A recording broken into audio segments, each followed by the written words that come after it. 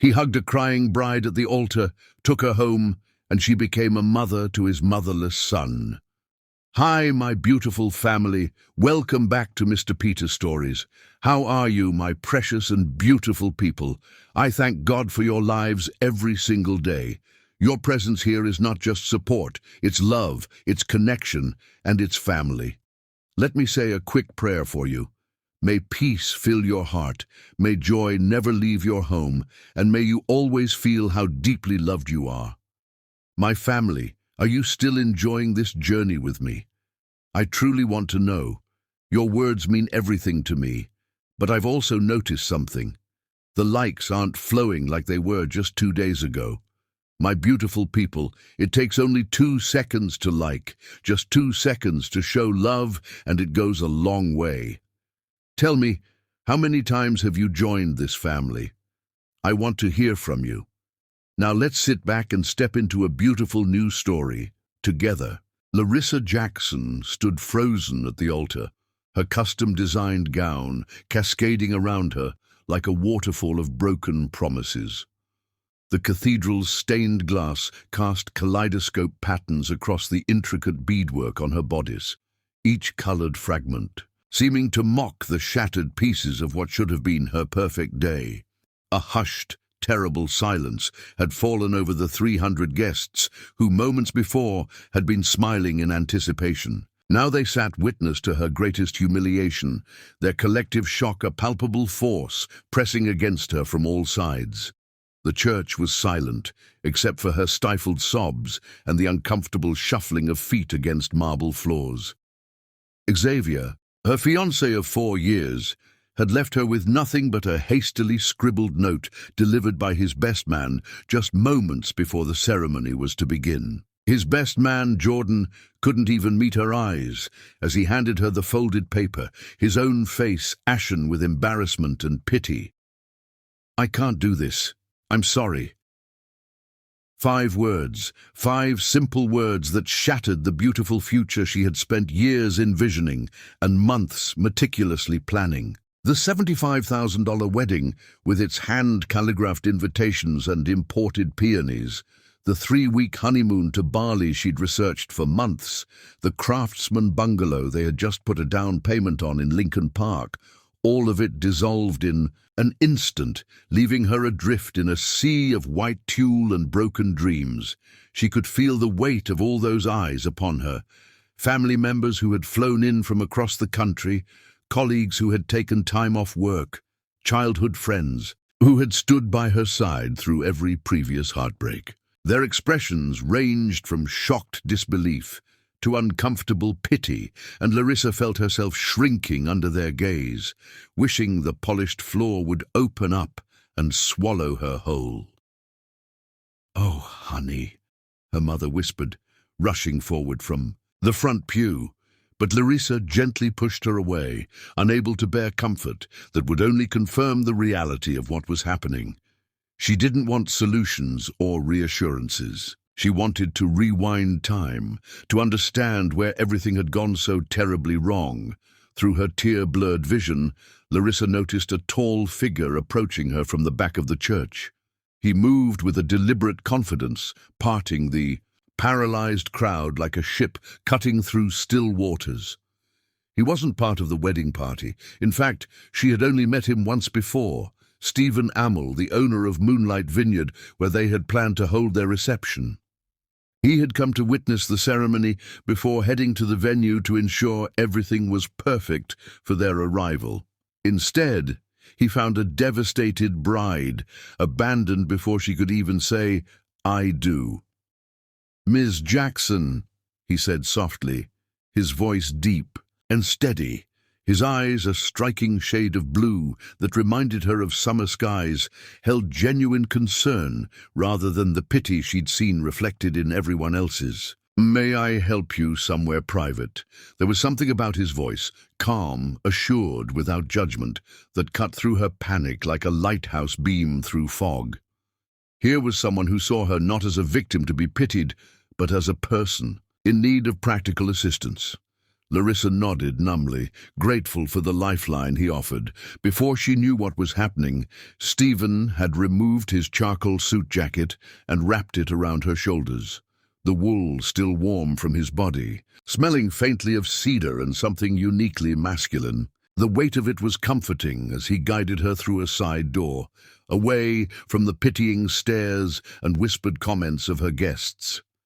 His hand at the small of her back was firm but respectful, steadying her when her knees threatened to buckle. Beneath the weight of her humiliation, the cool spring air hit her face as they stepped outside, bringing with it the scent of cherry blossoms and a moment of clarity. She had just been abandoned at the altar. Her life as she knew it was over. The future she had planned, the identity she had begun to build as Xavier's wife, had vanished in an instant. "My car is outside," Stephen said, still with that same calm, a voice that somehow made the chaos around her seem manageable. "I can take you wherever you need to go." Larissa looked up at him, this tall, broad-shouldered man with kind eyes who was offering her an escape route when everyone else seemed frozen in place. In the harsh sunlight, she noticed details she'd missed during their brief business meeting 3 months ago. The slight crinkle around his eyes that suggested frequent smiling, the touch of silver at his temples that lent him a distinguished air despite his relatively young age, the wedding band tan line on his left hand that had faded but not disappeared. "I have nowhere to go," Larissa whispered, her voice breaking on the last word as a fresh wave of reality crashed over her. "Our apartment is filled with wedding gifts and his things. My family is here from Chicago. The hotel rooms are full of his family. I can't—" She stopped, overwhelmed by the logistics of her heartbreak. Stephen hesitated for only a moment, his eyes assessing her with a thoughtfulness that suggested he was weighing options rather than judging her situation. "Then I'll take you to my home," he finally said, the decision made, "just until you figure things out." Under normal circumstances, Larissa would never have accepted such an offer from a near stranger. She had always been cautious, practical, the responsible friend who carried extra band-aids and knew the fastest route to the emergency room. But these weren't normal circumstances, and something about Stephen's calm, steady presence made her feel safe when everything else was falling apart. He led her to a sleek black Range Rover, parked discreetly at the side of the church, away from the main entrance, where guests would eventually emerge. Opening the passenger door, he helped her arrange her voluminous dress inside, carefully gathering the layers of tulle and lace with a surprising gentleness that brought fresh tears to her eyes. Not of sorrow this time, but of gratitude for this small act of kindness. As they drove away from the church, Larissa stared out the window, her elaborate updo coming undone, black mascara streaking her cheeks. The makeup artist had spent 90 minutes that morning creating a look that would be timeless in the photographs. Now those photographs would never exist, except perhaps in her nightmares. She didn't notice the way Stephen glanced at her periodically, with a mixture of compassion and admiration for her quiet dignity in the face of such humiliation. Nor did she notice how he carefully avoided the main roads, taking a more scenic route that would spare her the possibility of being seen by wedding guests returning to their hotels. The city streets gave way to country roads, and Larissa watched, as urban landscapes transformed into rolling hills covered with neat rows of grapevines. The sight was soothing somehow, the orderly patterns a contrast to her chaotic emotions. She hadn't realized how far outside the city Moonlight Vineyard actually was, at least 30 minutes from downtown, nestled in a valley that seemed to exist in a different world entirely. "I have a son," Stephen said suddenly, breaking the silence that had stretched between them. "He's 5. His name is Noah." The unexpected revelation jolted Larissa from her spiral of self-pity. She turned to look at him, momentarily distracted from her own pain by this glimpse into his life. "Where is he now?" "With my sister. She watches him when I have business to attend to." Stephen's hands tightened on the steering wheel, the knuckles whitening slightly before relaxing again. His mother died when he was born. A jolt of empathy cut through Larissa's grief. Here was real tragedy, real loss, not the broken heart and wounded pride she was nursing, but the permanent absence of a beloved partner, a child who would never know his mother. "I'm so sorry," she said, and meant it deeply. "Cancer," Stephen elaborated, his voice tight with old pain that had scarred but never fully healed. She was diagnosed in her second trimester. She refused treatment to protect Noah. The weight of this revelation hung between them, both touched by profound loss in different ways, both understanding that life rarely follows the paths we carefully plan for it. "My mother died when I was 12, Larissa offered quietly, surprising herself. She hadn't spoken about her mother's death to anyone in years, not even Xavier. It was a wound she kept private, protected. "Car accident. It was just me and my dad after that." Stephen nodded, understanding in his eyes. Loss shapes us. Sometimes it breaks us. Sometimes it makes us stronger. And sometimes it just leaves us alone at the altar, Larissa said with unexpected bitterness, immediately regretting the self-pitying tone. Stephen glanced at her, his gaze direct but not unkind. "What he did says nothing about your worth and everything about his character." The simplicity and certainty of this statement pierced something in Larissa's chest. Since getting Xavier's note, she had been wondering what she had done wrong, what flaw in her had driven him away. Stephen's words were the first to suggest that the failure wasn't hers, and they resonated with a truth she wasn't quite ready to accept but desperately needed to hear.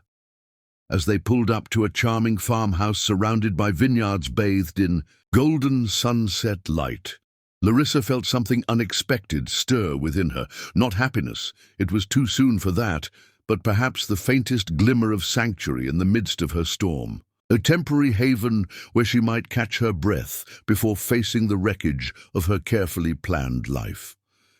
The house was a classic Victorian, painted a soft blue with white trim and a wraparound porch adorned with hanging baskets of flowers. Grapevines stretched in every direction, climbing trellises and disappearing over gentle hills, the setting sun casting them in shades of gold and amber.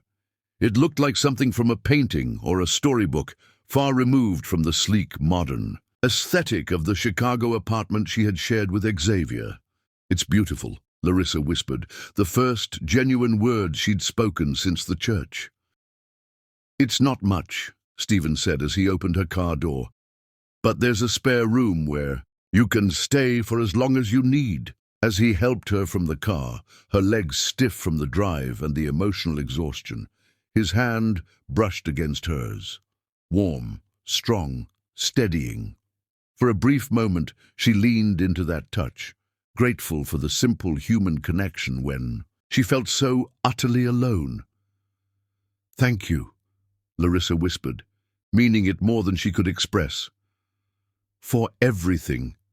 As she followed him inside, the sun setting behind them, casting long shadows across the vineyard, neither of them knew that this act of kindness was the beginning of a journey that would heal them both in ways they never thought possible. That sometimes the end of one dream is merely the prelude to another, more beautiful one.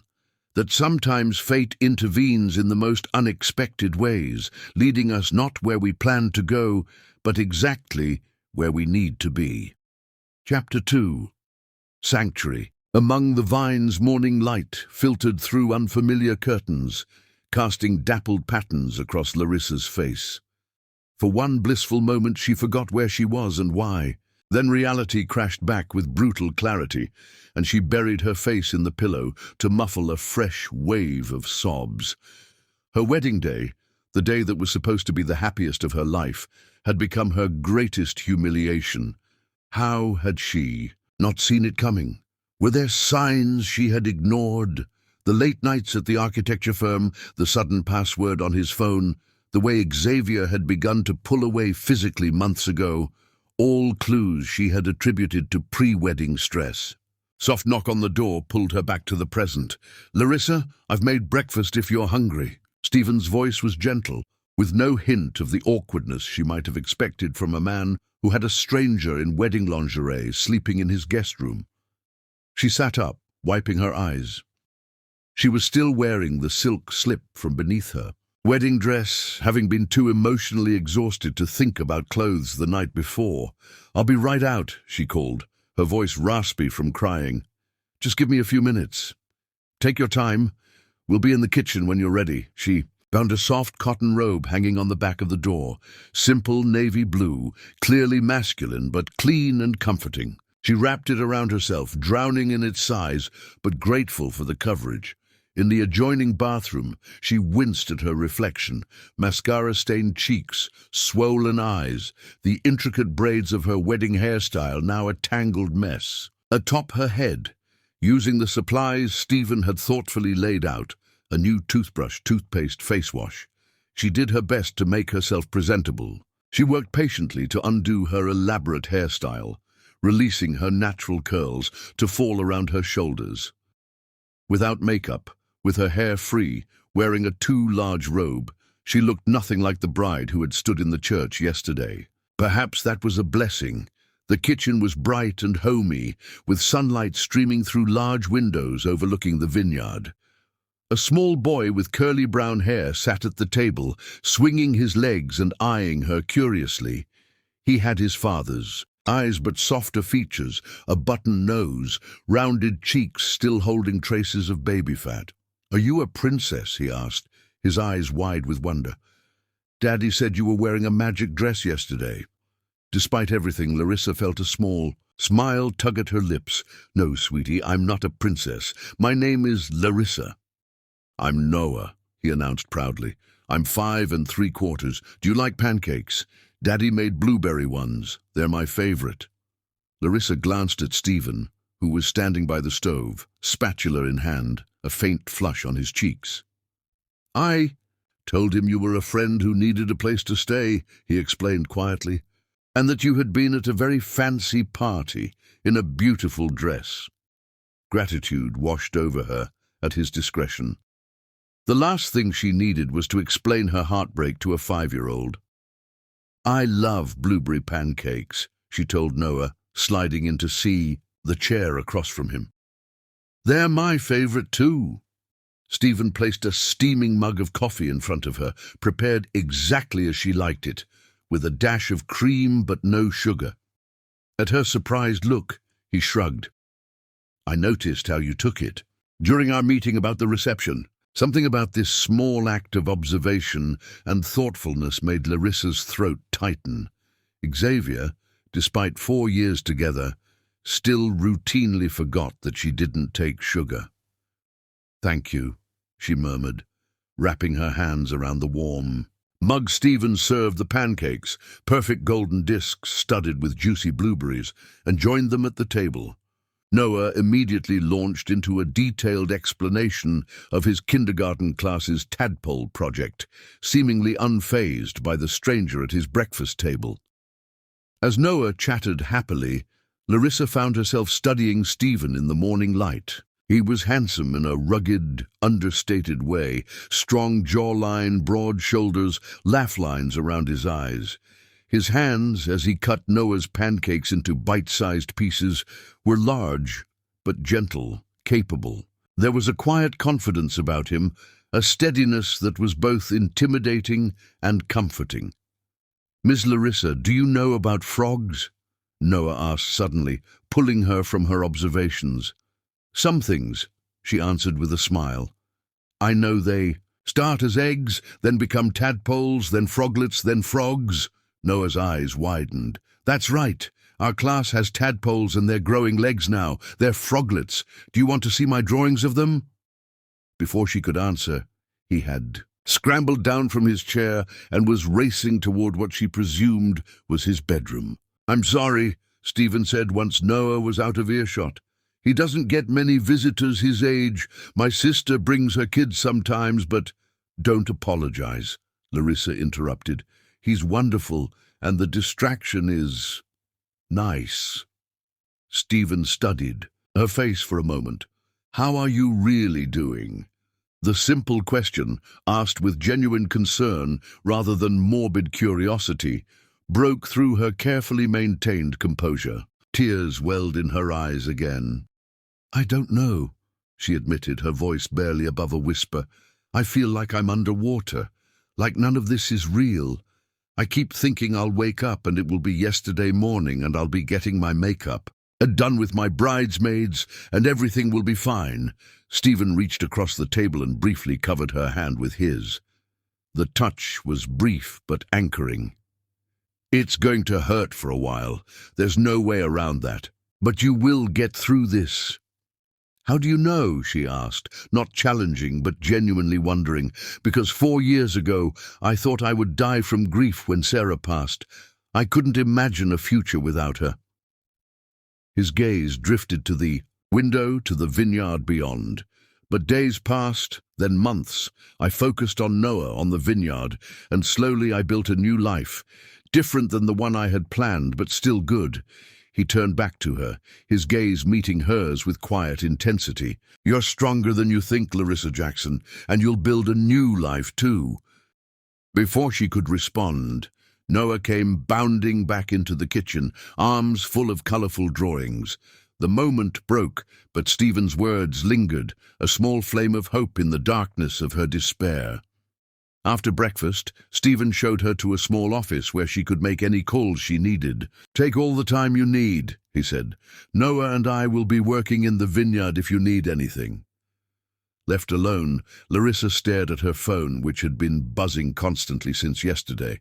57 missed calls, over 100 text messages, most from family and friends, but several from Xavier as well.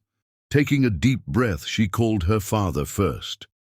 The conversation was difficult, explaining where she was, assuring him she was safe, agreeing that they would handle cancelling the honeymoon and returning gifts. She convinced him not to drive out to the vineyard immediately, promising to come home in a few days when things had settled. Her bridesmaids were next, a teary conference call that oscillated between supportive outrage on her behalf and practical questions about returning dresses and accessories. But it was the final call that Larissa dreaded most. With trembling fingers, she dialed Xavier's number. "Larissa, thank God. Where are you? Are you okay?" His voice was frantic, tinged with what sounded like genuine concern. It made her anger flare. "Am I okay?" she repeated, her voice dangerously quiet. "You left me at the altar in front of everyone we know, with nothing but a 5-word note, and you're asking if I'm okay." I know. I'm so sorry.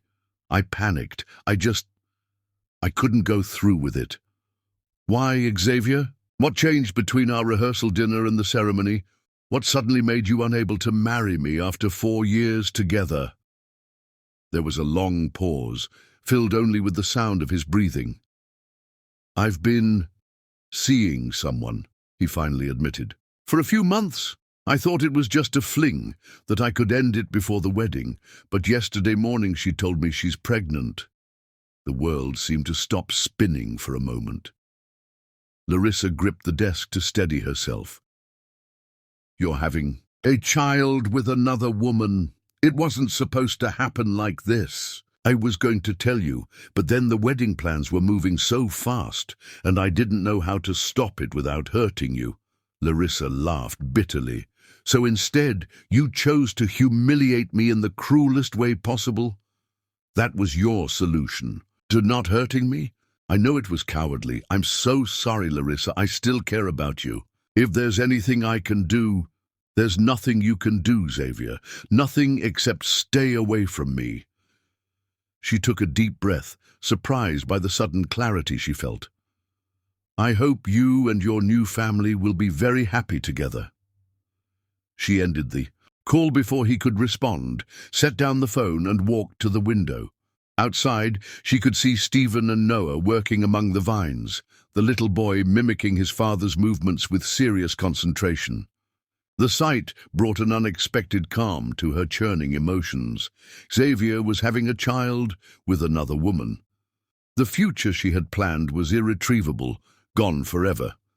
And yet, watching father and son work together under the spring sunshine, Larissa felt the first tentative stirrings of something she had thought impossible just moments ago. The sense that perhaps, someday, she might find a new future worth living for. Days at the vineyard turned into a week, and Larissa found herself settling into an unexpected routine.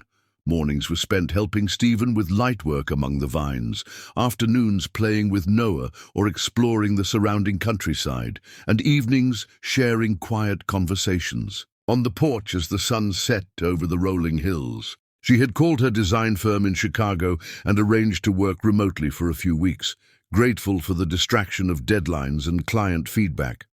Her apartment, which held too many memories of Xavier, was being packed up by her father and sister. A small suitcase of clothes and essentials had been delivered, allowing her to finally change out of borrowed items. On her 8th day at Moonlight Vineyard, Larissa was kneeling between rows of grapevines, carefully removing weeds. From around the base of the plants, Stephen had shown her how to distinguish the unwanted growth from the beneficial cover crops, and she found the repetitive, careful work soothing. "You have a natural touch with the vines," Stephen commented, coming up behind her with a tray holding 2 glasses of water. The spring sun was warm, and they had been working since early morning. Larissa accepted the water gratefully. "I find it therapeutic, actually. There's something satisfying about clearing away what doesn't belong, making space for growth." She paused, realizing the metaphor in her own words. "I guess that applies to more than just gardening." Stephen settled beside her, his long legs stretched out between the rows. "The vineyard has always been healing ground for me," he agreed. "After Sarah died, working the land kept me sane. It's honest work. You put in effort and the vines reward you. People aren't always so reliable." Larissa's hands stilled on the vine she was tending. Over the past week they had shared meals, worked side by side, even watched movies with Noah after his bedtime, but neither had spoken much about their past losses. "Can I ask what happened? With your wife?" The question was gentle, giving him space to decline.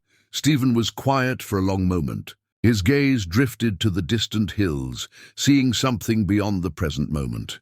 "Sarah was a photographer," he finally said, his voice low and measured. "Wildlife, primarily. We met when she came to the vineyard for a spread in Wine Country magazine. She was brilliant, passionate.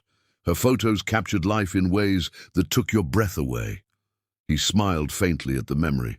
"We were only together for 2 years before she got pregnant with Noah. She was so excited, already planning how she'd document every moment of his childhood." Stephen's hands, strong and capable, fidgeted with a vine tendril. "She started having headaches during her first trimester. We thought it was just pregnancy symptoms, but when they got worse, she finally saw a specialist." His voice grew tighter. "Stage 4 glioblastoma, brain cancer. They gave her 6 months without treatment, maybe a year with aggressive intervention." Larissa's heart ached for him. "That's devastating." The doctors advised terminating the pregnancy to start treatment immediately. But Sarah refused. She said, his voice broke slightly. She said that even if she couldn't be saved, she could give Noah a chance at life. He looked down at his hands, soil embedded in the creases of his palms. She made it through the pregnancy, held on long enough to see him once, to name him. She died 3 days after he was born. Without thinking, Larissa reached out and took his hand, her dark fingers intertwining with his pale ones. "I'm so sorry, Stephen." He squeezed her hand gently, the connection between them strengthening. "For the first year, I was just functioning on autopilot, taking care of a newborn, running the vineyard, grieving my wife. I don't remember much of that time, to be honest. It's all a blur of sleepless nights and endless days." "But you made it through," Larissa said softly. "We did. Noah and I. The vineyard almost failed that year. I was too distracted, too broken to give it the attention it needed. But somehow, the vines survived. They're resilient that way. He looked at her meaningfully, like people can be. They sat in companionable silence for a moment, still holding hands, the connection feeling natural rather than forced. "What about you?" Stephen asked eventually. "If you don't mind me asking, why did he leave?" Larissa took a deep breath. It still hurt to think about, but not as sharply as before. The betrayal felt more like a dull ache now rather than the searing pain of that first day. Xavier and I met in grad school. He was studying architecture. I was in graphic design. We had this whole life planned. Marriage, careers, children, the perfect urban existence. She laughed softly at her own naivety. "I thought we wanted the same things." She pulled her hand away gently to twist one of her curls, a nervous habit. "He's been seeing someone else for months. His colleague from the architecture firm." Her voice grew quieter. "She's pregnant." "Ah," Stephen said, understanding dawning in his expression. "So he chose her." "He chose his child," Larissa corrected, surprising herself with the insight. "In a way, I can't blame him for that. But the lies, the deception, the public humiliation—" She shook her head. "I keep wondering if I miss the signs. If I was so blinded by what I wanted our relationship to be that I couldn't see what it actually was." "We all have blind spots when it comes to love," Stephen replied. "It doesn't make what he did any less wrong." A comfortable silence fell between them again, broken only by the distant sound of Noah playing with his toy trucks under the watchful eye of Stephen's sister, who had come to help for the day. "You know what's strange?" Larissa said after a while. "I'm heartbroken over Xavier's betrayal, but I'm not sure I'm heartbroken over losing him specifically. Does that make sense? It's like I'm mourning the future I thought I'd have more than the relationship itself." Stephen nodded thoughtfully. "That makes perfect sense. Sometimes what we're most attached to is the story we've created, not the actual person." As the days continued to pass, Larissa found herself growing more comfortable at Moonlight Vineyard. What had begun as a temporary refuge was slowly becoming something that felt remarkably like home. Her design projects for clients in Chicago were complemented by new work Stephen had asked her to consider, reimagining Moonlight Vineyard's labels and marketing materials. "You have an exceptional eye," he told her one evening as they reviewed her preliminary sketches. "These capture the essence of what makes this place special." The praise warmed her, not just professionally, but personally. In the month since her Yiddish abandoned wedding, she had begun to rediscover parts of herself that had been compromised or suppressed in her relationship with Xavier. Her creative instincts, her independence, her ability to find joy in simple pleasures. And through it all, Stephen's steady presence was a constant source of comfort and, increasingly, something more. She found herself noticing things about him. The way sunlight caught in his hair when he worked among the vines, the gentleness in his hands when he tucked Noah in at night, the intelligence in his expression when he discussed the science of winemaking.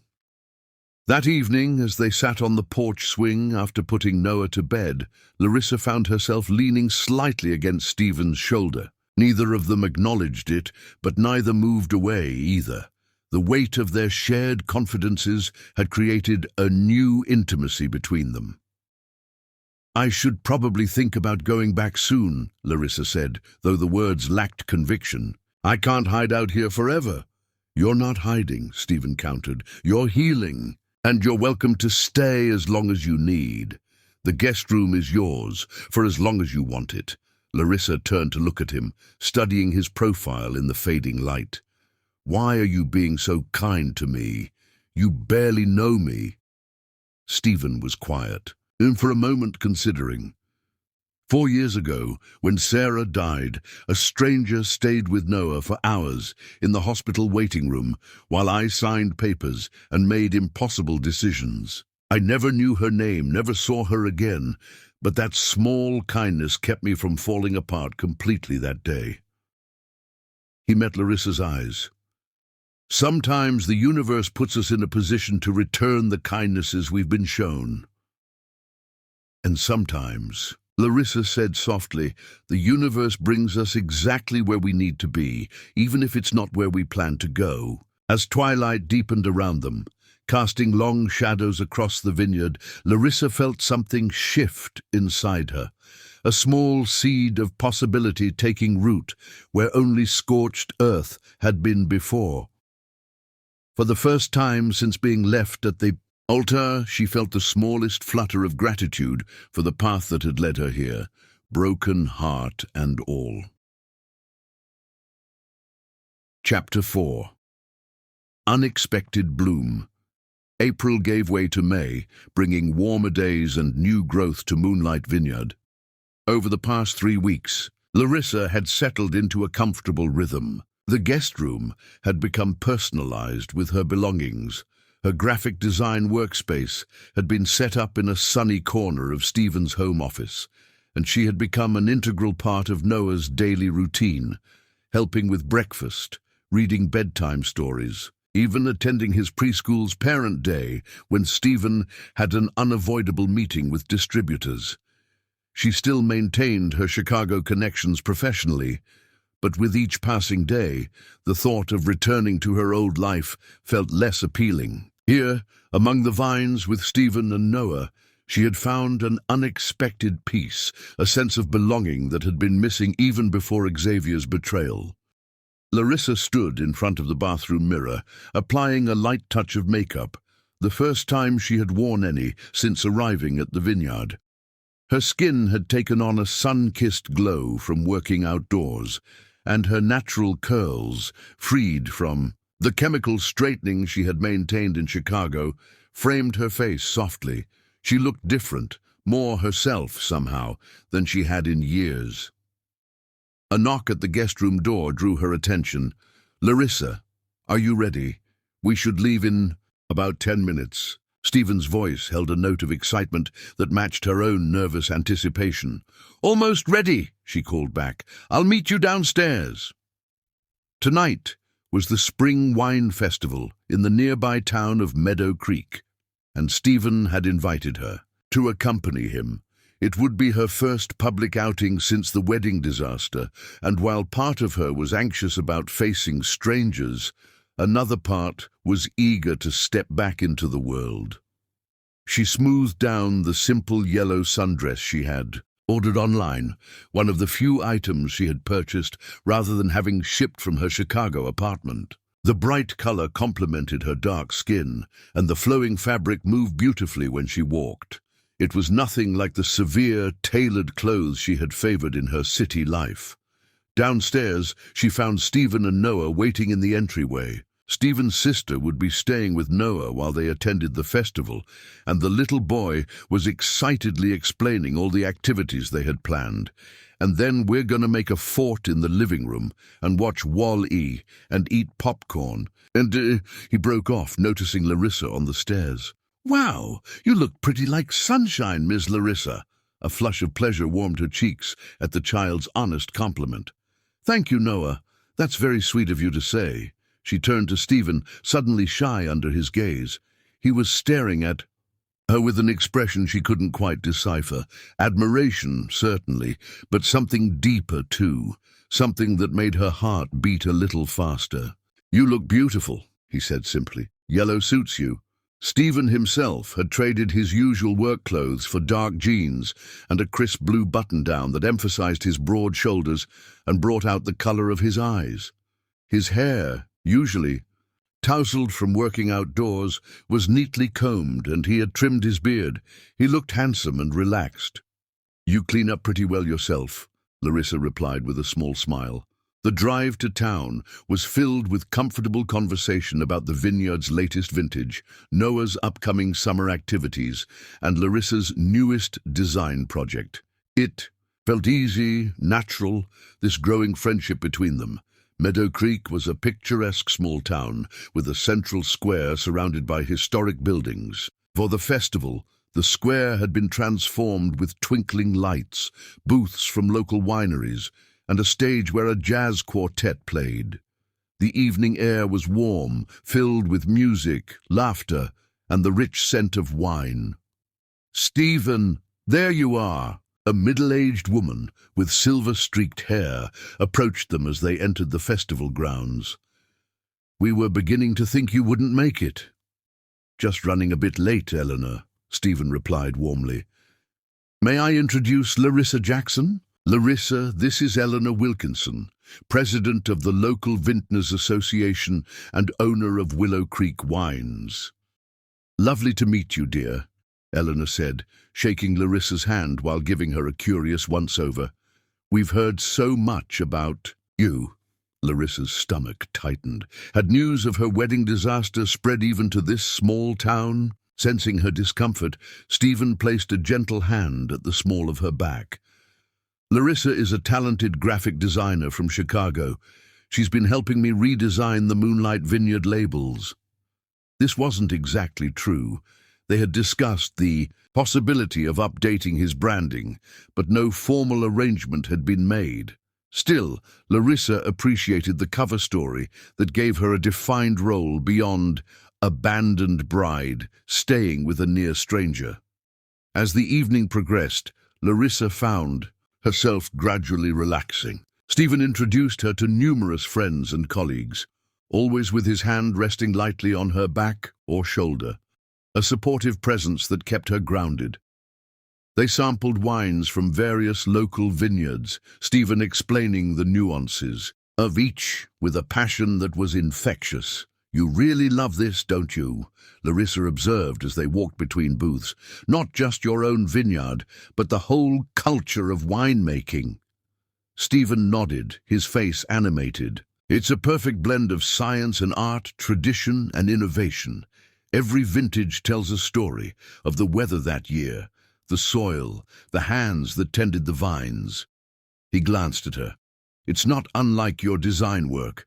Both take something raw and transform it into something that speaks to people." Larissa had never thought of it that way, but the comparison resonated with her. "I suppose you're right, though your medium is a bit more intoxicating than mine." He laughed, a warm, rich sound that she had come to cherish during her stay at Moonlight Vineyard.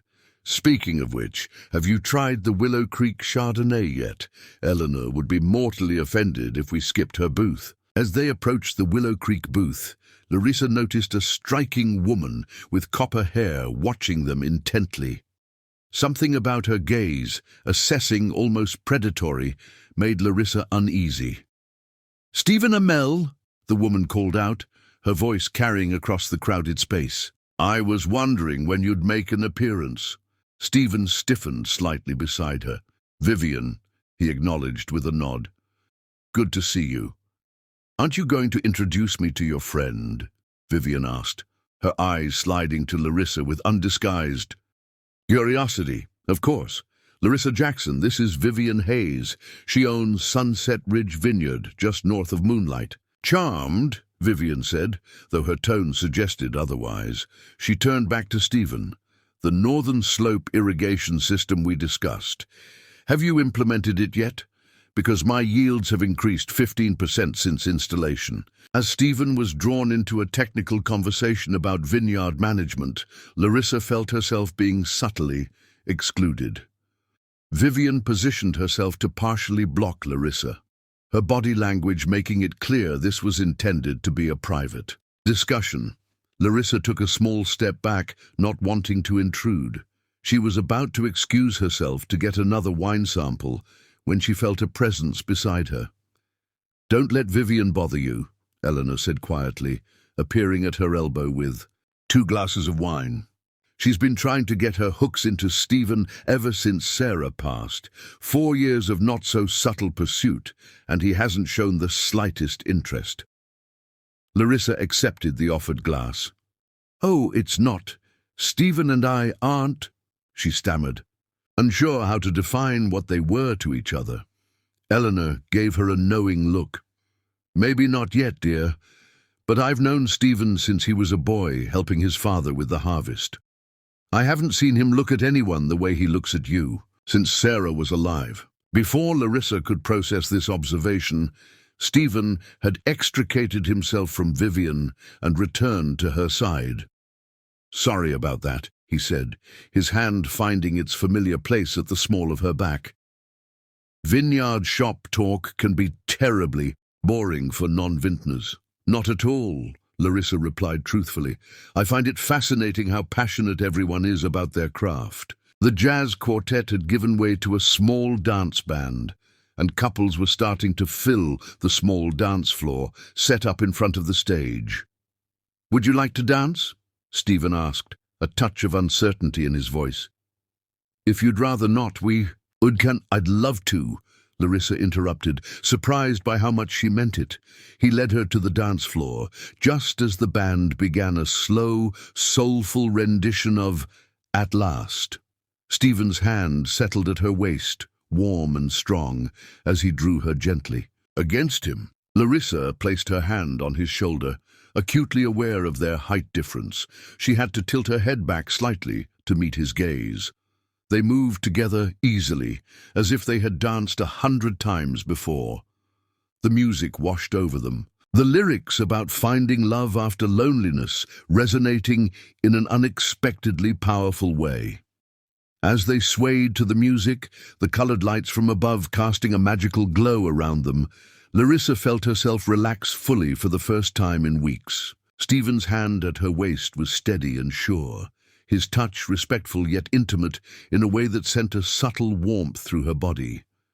The scent of him, a mixture of cedar, clean cotton, and something uniquely his own, enveloped her as they moved closer. "I've missed this," Stephen murmured, his voice a low rumble she could feel where their bodies connected. "Dancing?" Larissa asked, tilting her head to look up at him. His eyes held hers with an intensity that made her breath catch. "Connection," he clarified, "feeling like I'm not just going through the motions of living." The honesty in his voice struck a chord deep within her.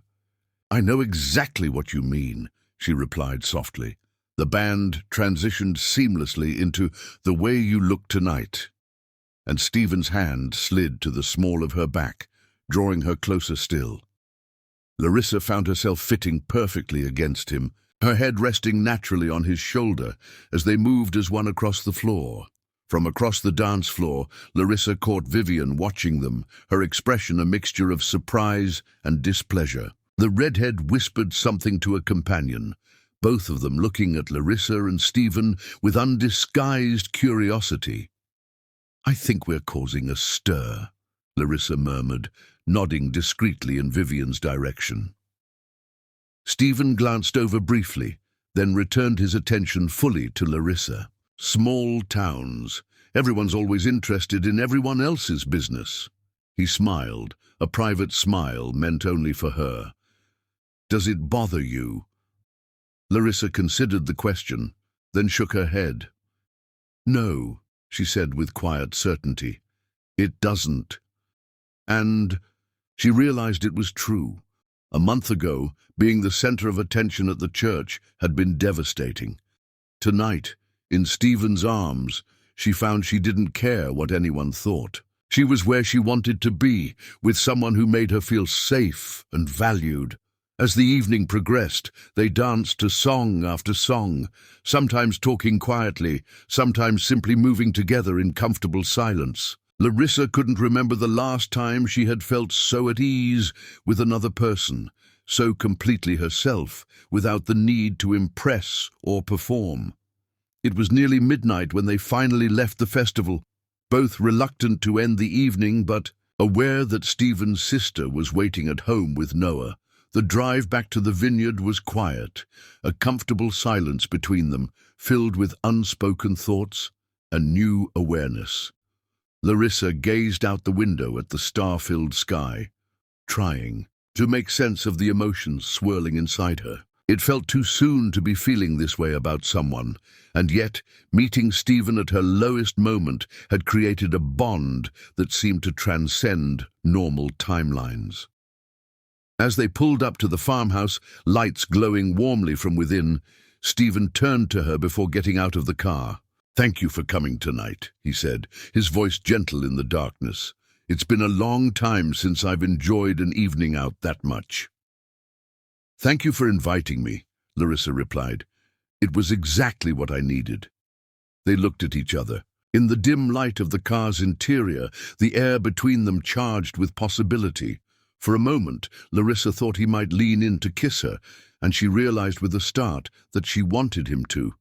Instead, Stephen reached over and squeezed her hand briefly before opening his door. "We should get inside. Kate's probably wondering where we are." The moment passed, but the awareness remained. As Larissa followed Stephen into the house, thanked his sister, and listened to Noah's sleepy account of his evening from where Kate had carried him down to say goodnight, she felt as though something fundamental had changed. Later, lying in bed in the guest room that had become her temporary haven, Larissa stared at the ceiling and acknowledged the truth she could no longer deny. She was falling for Stephen Amell. The realization was both terrifying and exhilarating. Was she ready for this? Was it too soon? Would opening her heart again only lead to more pain? She had no answers, only the certainty that tonight, dancing in Stephen's arms, she had felt more alive than she had in years, even before Xavier's betrayal. Outside her window, the vineyard stretched under the moonlight, rows of vines reaching hopefully toward the sky. Like the vineyard, Larissa thought, she too was growing in unexpected ways, putting down new roots in soil she had never planned to call home. Chapter 5. Summer heat. June brought sweltering temperatures to Moonlight Vineyard. The vines thrived. In the heat, their clusters of tiny green grapes swelling with promise, while Larissa, Stephen and Noah developed a new summer routine. Mornings were for early work before the worst of the heat, afternoons for indoor projects or trips to the nearby lake, and evenings for stargazing on the porch with homemade ice cream. Larissa had officially moved out of the guest room and into a small cottage on the property, a former caretaker's residence that Stephen had renovated years ago but never rented out. The space gave her independence while keeping her close to the vineyard work she had come to love and the people who had unexpectedly become so important to her. "Higher, Miss Larissa! Push me higher!" Noah called from the tire swing Stephen had hung from an ancient oak tree.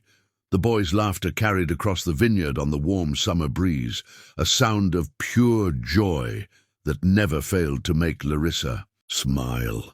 "Any higher and you'll be in orbit, spaceman," she replied, giving him another gentle push. She had grown to love this child with his curious mind and open heart, his ability to find wonder in the simplest things. From the porch, Stephen watched them, a tender expression on his face.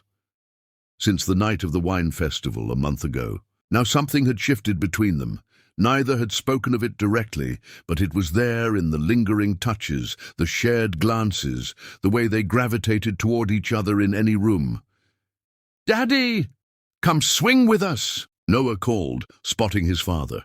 Stephen set down the ledgers he had been reviewing and joined them under the oak, its dense foliage providing blessed relief from the afternoon sun. "My turn to push," he said, trading places with Larissa. There, hands brushed in the exchange, and Larissa felt that now familiar flutter in her stomach at his touch. She watched as Stephen expertly pushed his son, making the boy squeal with delight as the swing went higher. The domesticity of the scene struck her with unexpected force. She had once imagined similar moments with Xavier and their future children, but those dreams had always felt abstract, theoretical. This was real, a father and son playing in the golden summer light, their laughter genuine, their connection palpable, and somehow, against all odds, she had become part of this picture. "Miss Larissa, watch me jump," Noah called, preparing to launch himself from the swing at its highest point. "Noah, wait," she started, maternal instinct kicking in, but Stephen caught her arm gently. "It's okay," he assured her. "He does this all the time. The grass is soft here." Sure enough, Noah sailed through the air with practiced ease, landing on his feet with a triumphant "ta-da" before immediately running back for another turn. Stephen's hand lingered on her arm, his thumb tracing small circles on her skin. "You've become quite protective of him," he observed, his voice warm with approval. Larissa felt a flush rise to her cheeks. "Is that overstepping?" "I don't mean to—" "Not at all," Stephen interrupted softly. "He adores you, Larissa, and seeing you with him—" He paused, something vulnerable flickering in his eyes. "It means more than I can say." Their gazes held, the moment stretching between them filled with unspoken feelings. Larissa was acutely aware of his hand on her arm, the warmth of his body close to hers, the way his eyes dropped briefly to her lips before returning to meet her gaze. The moment was broken by Noah's return, demanding another push on the swing. The afternoon continued, the three of them playing together, laughing, enjoying the simple pleasure of each other's company. But something had changed. A threshold had been crossed, an acknowledgement made, if only in glances and touches. Later that evening, after Noah had been tucked into bed with stories and kisses goodnight, Larissa and Stephen sat on the porch of her cottage, sharing a bottle of Moonlight Vineyard's award-winning Cabernet and watching fireflies dance among the vines.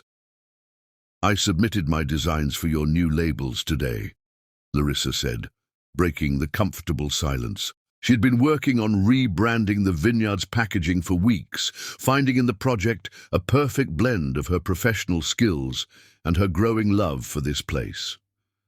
"I can't wait to see them," Stephen replied, refilling her glass.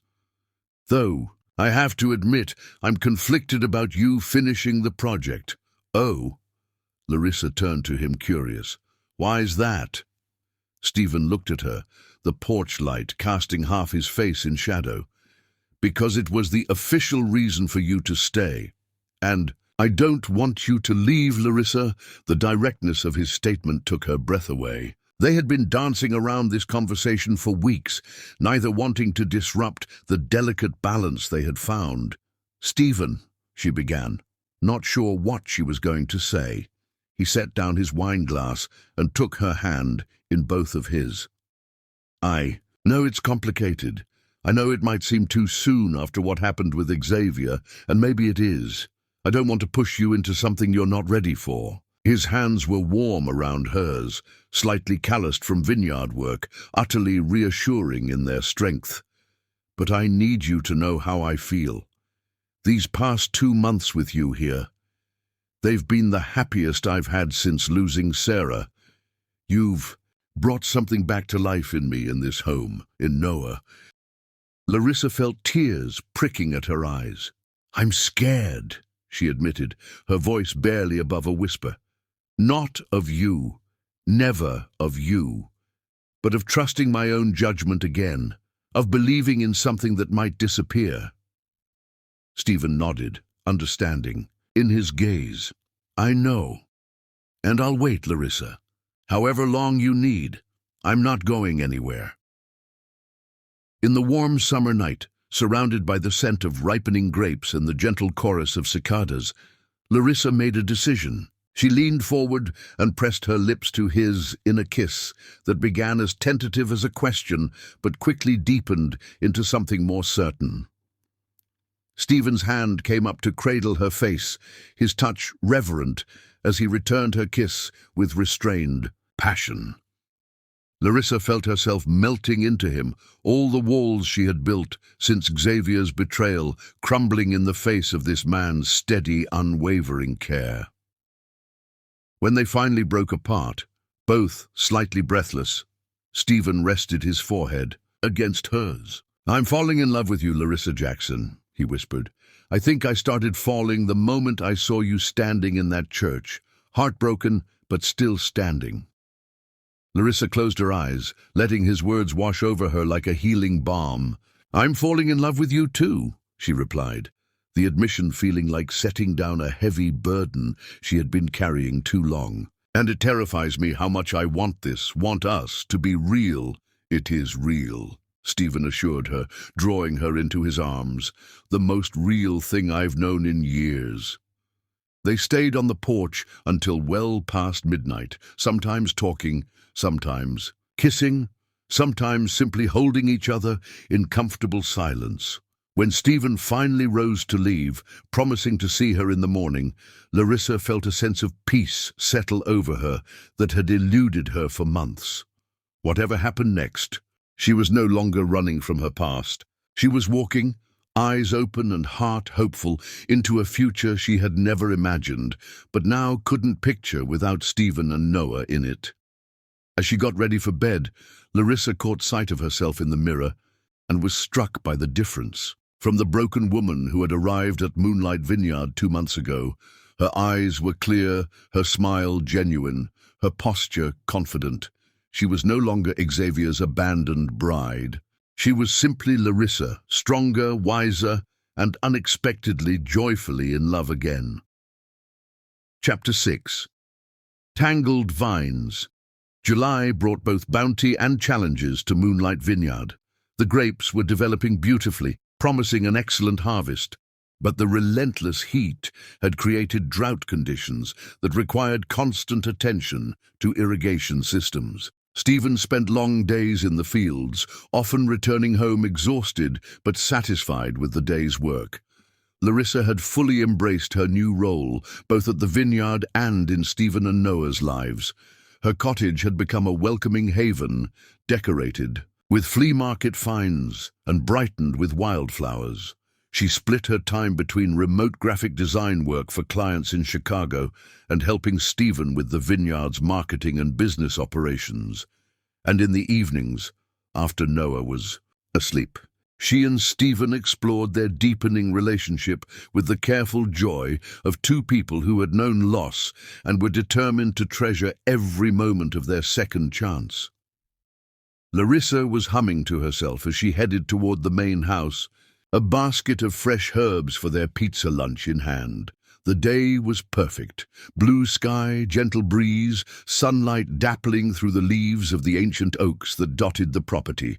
So perfect that the sight of an unfamiliar car in Stephen's driveway barely registered as concerning at first. Probably just a delivery, or perhaps one of the seasonal workers Stephen had mentioned hiring for the approaching harvest. It wasn't until she rounded the corner of the house and saw Stephen on the porch, his posture tense as he spoke to a woman whose back was to Larissa, that a flicker of unease disturbed her contentment, and then the woman turned, and Larissa's basket of herbs tumbled from suddenly nerveless fingers. It was Vivian Hayes, the redhead from the wine festival.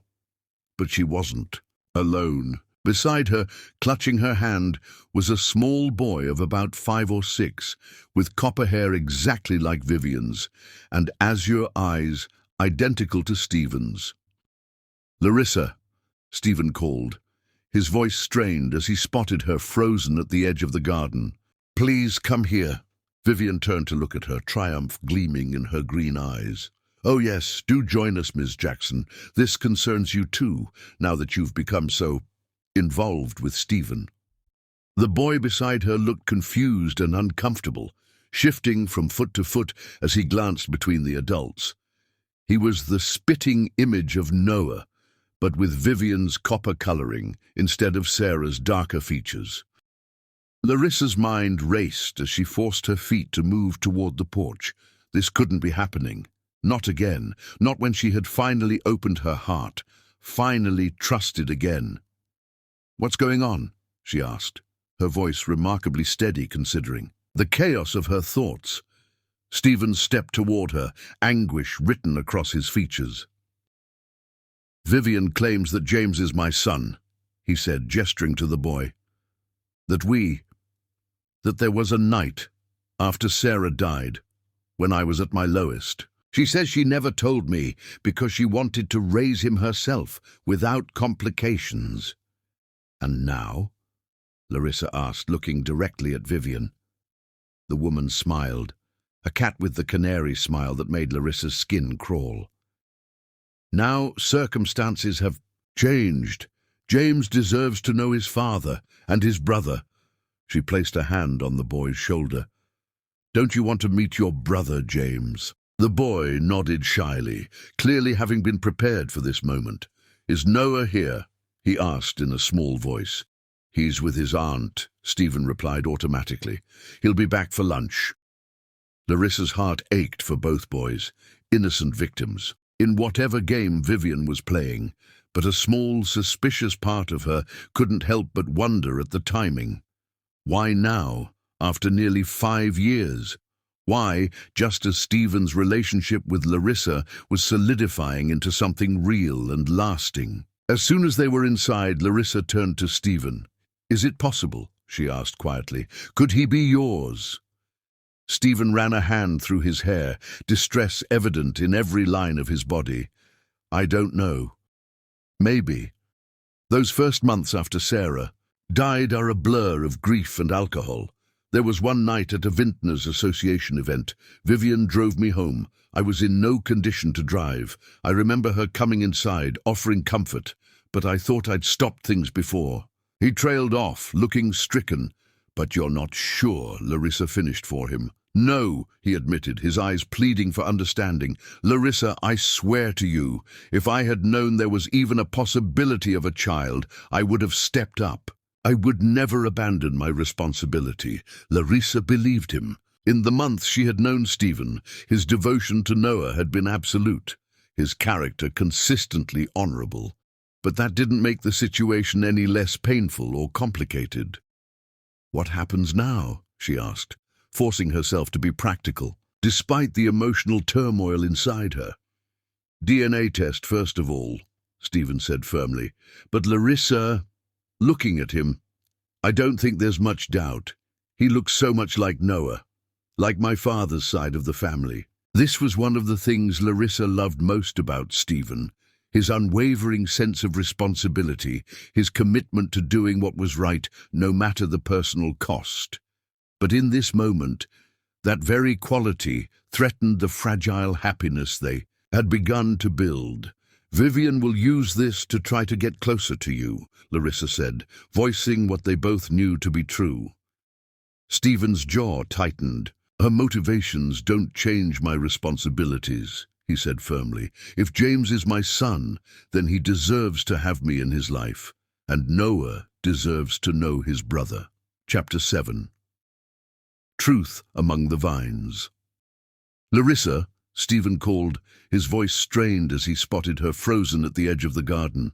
Please, come here. Vivian turned to look at her, triumph gleaming in her green eyes. Oh yes, do join us, Miss Jackson. This concerns you too, now that you've become so involved with Stephen.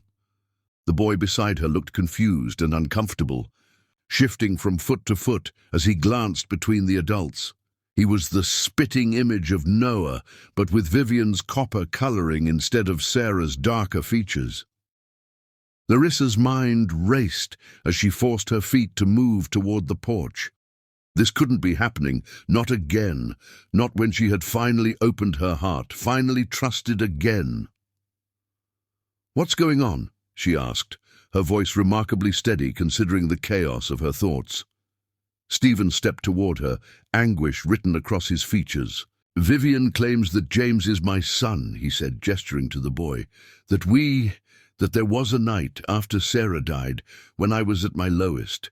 She says she never told me because she wanted to raise him herself without complications. And now? Larissa asked, looking directly at Vivian. The woman smiled, a cat with the canary smile that made Larissa's skin crawl. Now circumstances have changed. James deserves to know his father and his brother. She placed a hand on the boy's shoulder. Don't you want to meet your brother, James? The boy nodded shyly, clearly having been prepared for this moment. Is Noah here? He asked in a small voice. He's with his aunt, Stephen replied automatically. He'll be back for lunch. Larissa's heart ached for both boys, innocent victims in whatever game Vivian was playing. But a small, suspicious part of her couldn't help but wonder at the timing. Why now, after nearly 5 years? Why just as Stephen's relationship with Larissa was solidifying into something real and lasting.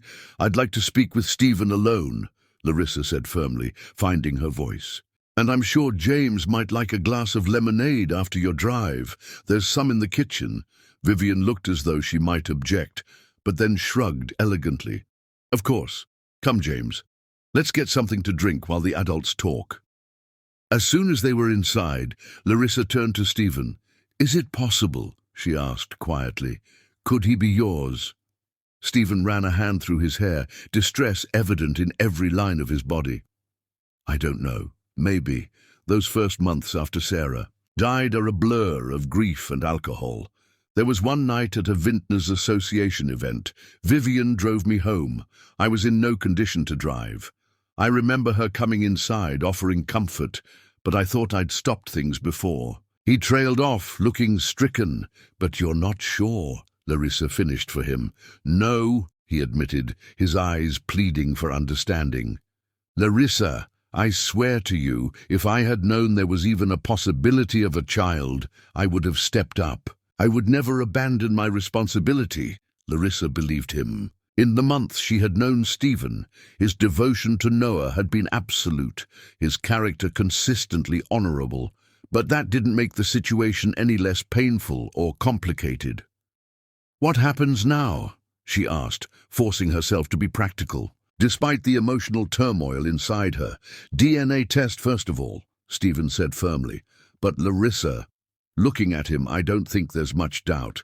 He looks so much like Noah, like my father's side of the family." Larissa nodded, feeling a cold weight settle in her stomach.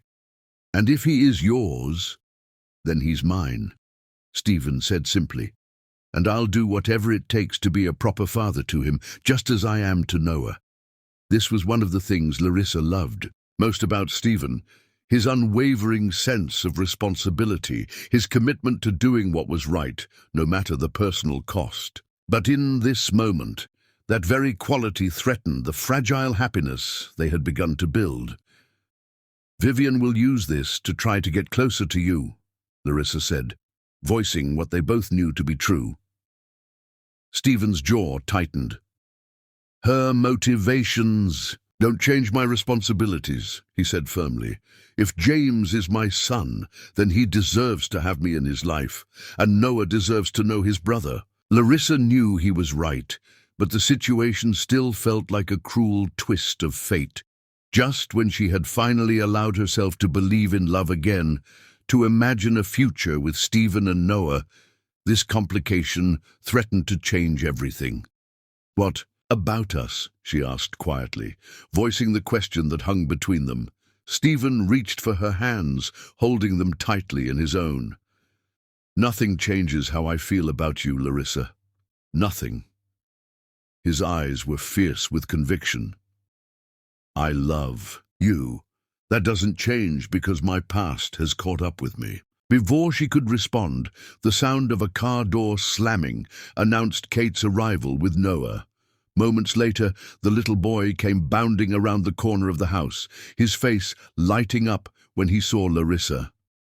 "Ms. Larissa, Aunt Kate let me have 2 scoops of ice cream after lunch," he called as he ran toward her. Larissa forced a smile, kneeling to catch him in a hug. "Did she now? No wonder you're so energetic." Noah pulled back, his expression suddenly curious as he noticed the tension between the adults. "What's wrong?" "Daddy looks sad." Stephen knelt beside them, placing a gentle hand on his son's shoulder. "Noah, there's someone I'd like you to meet, someone very important." The little boy looked confused but nodded solemnly. "Okay." "Let's go inside," Stephen said, rising and offering his hand to Noah. He glanced at Larissa. "Will you come too?" She hesitated for only a moment before nodding. Whatever happened next, she would face it alongside Stephen. Her own heartbreak at the altar had taught her that running from difficulty solved nothing. Inside, they found Vivian and James sitting at the kitchen table, the boy quietly sipping lemonade while Vivian examined the newly designed wine labels. Larissa had left spread across the counter. "These are quite good," she commented, looking up as they entered. "Your work, I presume." Larissa nodded stiffly, her attention focused on the two boys who were eyeing each other with undisguised curiosity. "Noah," Stephen said gently, "this is James. It looks like he might be your brother." Noah's eyes widened. "My brother? Like Michael is to Emma at school?" "Yes, something like that," Stephen confirmed. Noah approached James cautiously.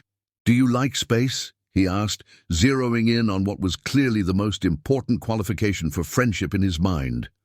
James nodded, a shy smile appearing. "I have a telescope. My mom got it for my birthday." "I have one too," Noah exclaimed. "Daddy and I look at the stars every clear night. Do you want to see my NASA posters?" Just like that, the ice was broken. Within minutes, the boys were headed to Noah's room, their childish voices fading down the hallway as they compared favorite planets and space missions. The three adults left in the kitchen regarded each other in silence for a long moment. "Well," Vivian said finally, a satisfied smile playing at her lips, "that went better than expected." "What exactly do you want, Vivian?" Stephen asked bluntly. "After nearly 6 years of silence, why come forward now?" She shrugged elegantly, her copper hair catching the sunlight streaming through the kitchen window. "As I said, James deserves to know his father, and recent changes in my circumstances have made me reconsider my previous decision." "What changes?" Larissa asked, her designer's eye for detail catching the subtle signs of strain beneath Vivian's polished exterior. The slightly worn edge of her otherwise expensive blouse, the scuff on her leather handbag. Vivian's eyes hardened slightly. "My vineyard has experienced some financial setbacks. The drought has been particularly hard on our crops this year." "So this is about money," Stephen said flatly. "This is about ensuring my son, our son, has the stability he deserves," Vivian corrected, her voice taking on a steely edge. "I've managed alone for nearly 6 years, Stephen. I'm not asking for handouts, but James should have the same advantages as Noah, the same inheritance rights to Moonlight Vineyard someday." The calculated nature of Vivian's approach made Larissa's blood boil, but she forced herself to remain calm. Getting emotional wouldn't help Stephen navigate this treacherous situation. "We'll need a DNA test," Stephen said firmly.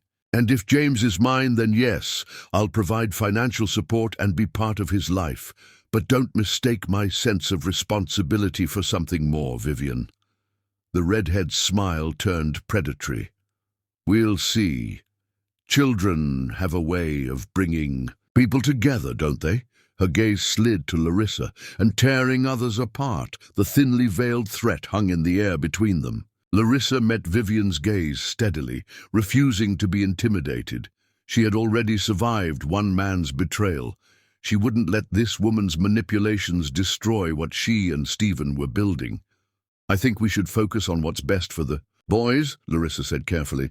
"They're the innocent ones in all this." Stephen shot her a grateful look. "Exactly. And right now, they seem to be getting along well. Let's not complicate things with adult issues." Vivian's perfectly manicured nails tapped lightly against the granite countertop. "Of course. The children come first.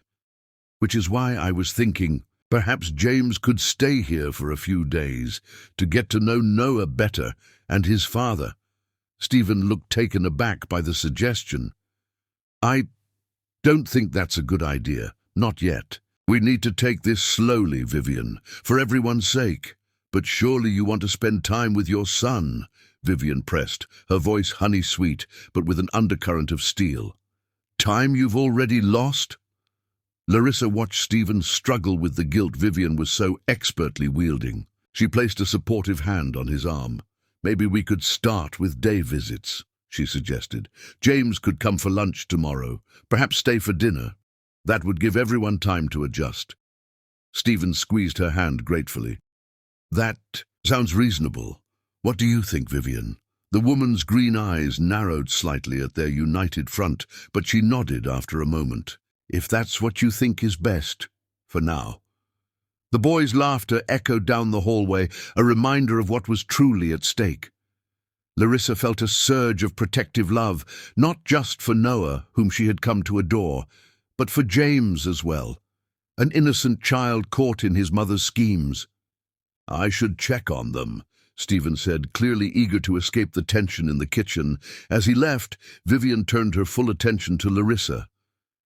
"You've settled in quite nicely here," she observed, her gaze sweeping over Larissa's casual clothes, the comfortable way she moved around Stephen's kitchen.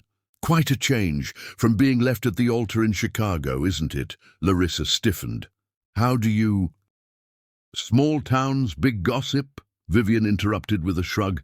"When the mysterious woman staying at Stephen's turned out to be a jilted bride, well, people talk." The revelation that her humiliation had been local knowledge all along sent a flush of embarrassment through Larissa, but she refused to let it show. "Then you should also know that Stephen helped me when I was at my lowest point. He's a good man, a kind man." "Oh, I'm well aware of Stephen's kindness," Vivian replied, her tone making the word sound like a weakness. "He's always had a savior complex, first with Sarah when she got sick, now with you." She leaned closer, her voice dropping to a confidential whisper. "But you should know, Larissa, I was his first choice, before Sarah, before you. We had something special once, until his sense of duty interfered." Larissa didn't know whether to believe her, but she kept her expression neutral. "The past is the past, Vivian. What matters now is the present and the future of those boys." "How mature of you," Vivian said with a slight smile. "But tell me honestly, are you prepared to raise another woman's child? To share Stephen's attention, his resources, his love? Because if James is his son, and I have no doubt the DNA test will confirm it, then I will be a permanent part of your lives, of Stephen's life, forever." The words were calculated to wound, to plant seeds of doubt, and despite her best efforts, Larissa felt them take root. Could she do this? Could she build a life with Stephen knowing that Vivian would always be there, waiting for any sign of weakness, any opportunity to drive a wedge between them? Before she could respond, Stephen returned with the boys, both chattering excitedly about a model rocket Noah had recently built. "And Daddy said we can launch it on Saturday in the big field," Noah was explaining. "You could come too if your Mum says it's okay." James looked up at Vivian with hopeful eyes. "Can I, Mom? Please?" For a brief moment, genuine maternal affection softened Vivian's sharp features. "We'll see, sweetheart. It depends on what your father and I decide." The pointed emphasis on "your father" didn't escape Larissa's notice, nor did the way Vivian placed her hand on Stephen's arm as she spoke, a gesture of intimacy that made Larissa's stomach clench despite her best efforts to remain calm. "It's getting late," Stephen said, gently disengaging from Vivian's touch. "You two probably have a long drive back." Vivian nodded reluctantly. "Yes, we should go. James, say goodbye to Noah and his father." The way she hesitated before the last two words made it clear she was already positioning Stephen as James's father, DNA test or no DNA test. James hugged Noah with the easy affection of children, then looked up at Stephen uncertainly. "Bye. You can call me Stephen for now," Stephen said gently, kneeling to the boy's level. "Until we figure everything out. Is that okay?" James nodded, seemingly relieved. "Bye, Stephen. Thanks for showing me your telescope." "Any time, buddy," Stephen replied, his voice thick with emotion. "We'll see you tomorrow for lunch, okay?" After Vivian and James left, a heavy silence fell over the house. Noah, picking up on the adult tension, asked if he could watch a movie in his room. Once he was settled, Stephen and Larissa retreated to the porch, both needing the piece of the vineyard spread before them to process what had just happened. "I'm sorry," Stephen said finally, his voice hollow. "I never expected, never thought." Larissa reached for his hand, twining her fingers with his. "You have nothing to apologize for." If James is your son, then this was always a possibility. But the timing, Stephen said bitterly, just when when we finally... I know, Larissa said softly. Vivian made it very clear that wasn't a coincidence. Stephen turned to her, alarm in his eyes. What did she say to you? When I was with the boys? Larissa hesitated, not wanting to add to his burden, but knowing honesty was their only path forward. She implied that you two had a history, that she was your first choice before Sarah. Stephen's face darkened. That's a gross distortion of the truth. Vivian and I dated briefly in college. It was nothing serious, at least not to me. When I met Sarah, I ended things with Vivian. She didn't take it well. And yet, after Sarah died, I was a mess, Larissa, Stephen admitted, shame evident in his voice. Drinking too much, barely functioning. Vivian was there, offering comfort, and I was weak. He looked at her, his eyes pleading for understanding. But it was one night, one mistake.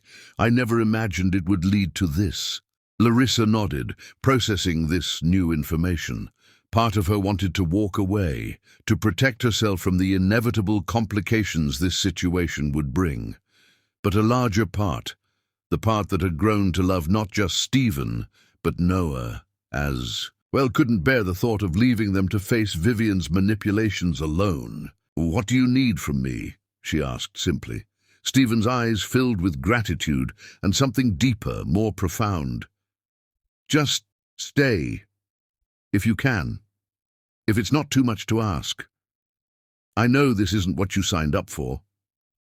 Larissa leaned against him, drawing comfort from his solid presence.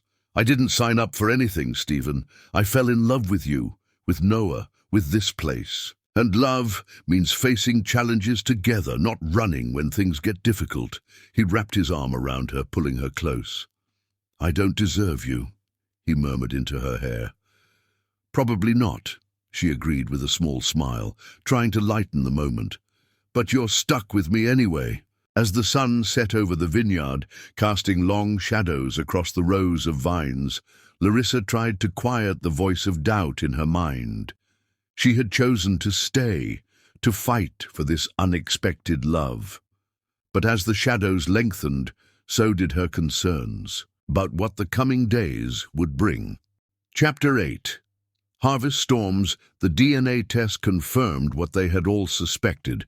James was indeed Stephen's biological son. The results arrived on a scorching August morning, delivered by courier to the main house where Stephen, Larissa and Noah were having breakfast. Stephen read the report in silence, his expression giving nothing away. Then he folded the paper carefully and looked at Larissa across the table. It's positive, he said simply. 99.9% probability. Larissa nodded, having prepared herself for this outcome.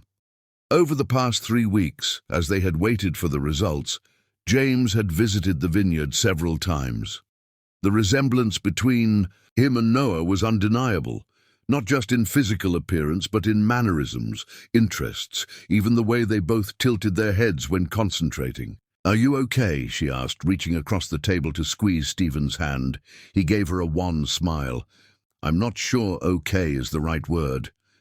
I have a son I never knew about, a son who's missed 5 years of his father's presence in his life. But you're here now, Larissa reminded him gently, and you're going to be an amazing father to him, just as you are to Noah. Noah, who had been quietly eating his cereal, looked up at the mention of his name. Is James really my brother now? He asked, his young face serious.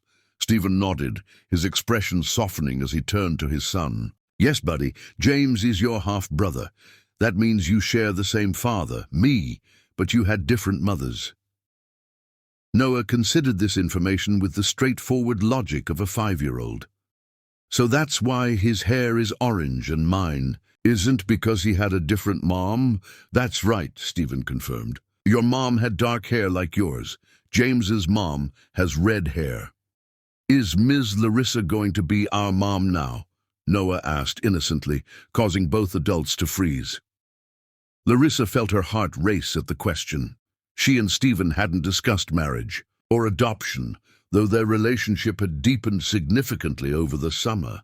The complication of James and Vivian had put any such conversations on hold. Stephen recovered first. "Ms. Larissa is very special to both of us," he said carefully, "but we're taking things one step at a time, okay?" Noah nodded, apparently satisfied with this answer, and returned to his cereal. But the question lingered in the air between Larissa and Stephen, adding another layer of complexity to an already challenging situation. "I should call Vivian," Stephen said after a moment.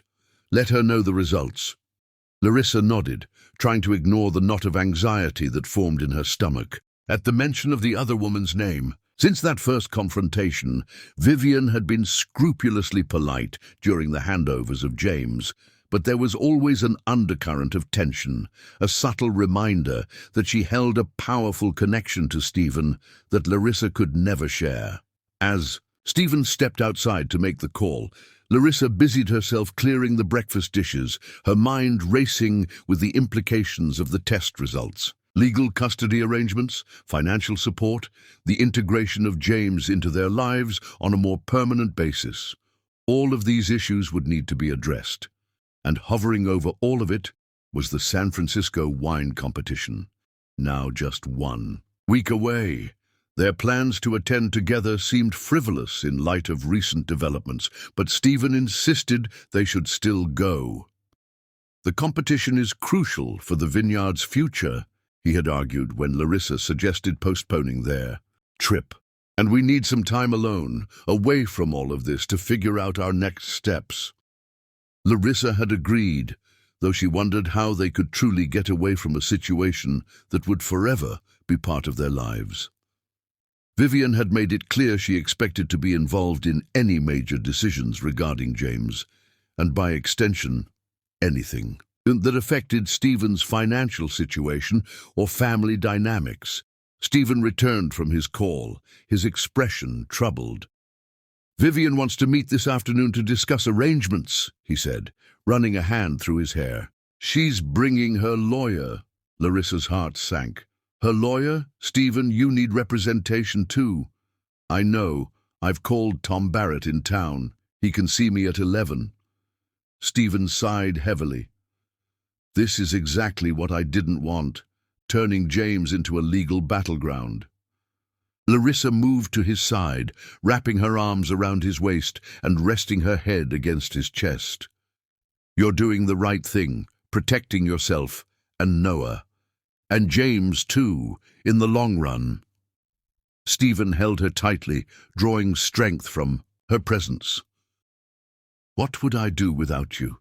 he murmured against her hair.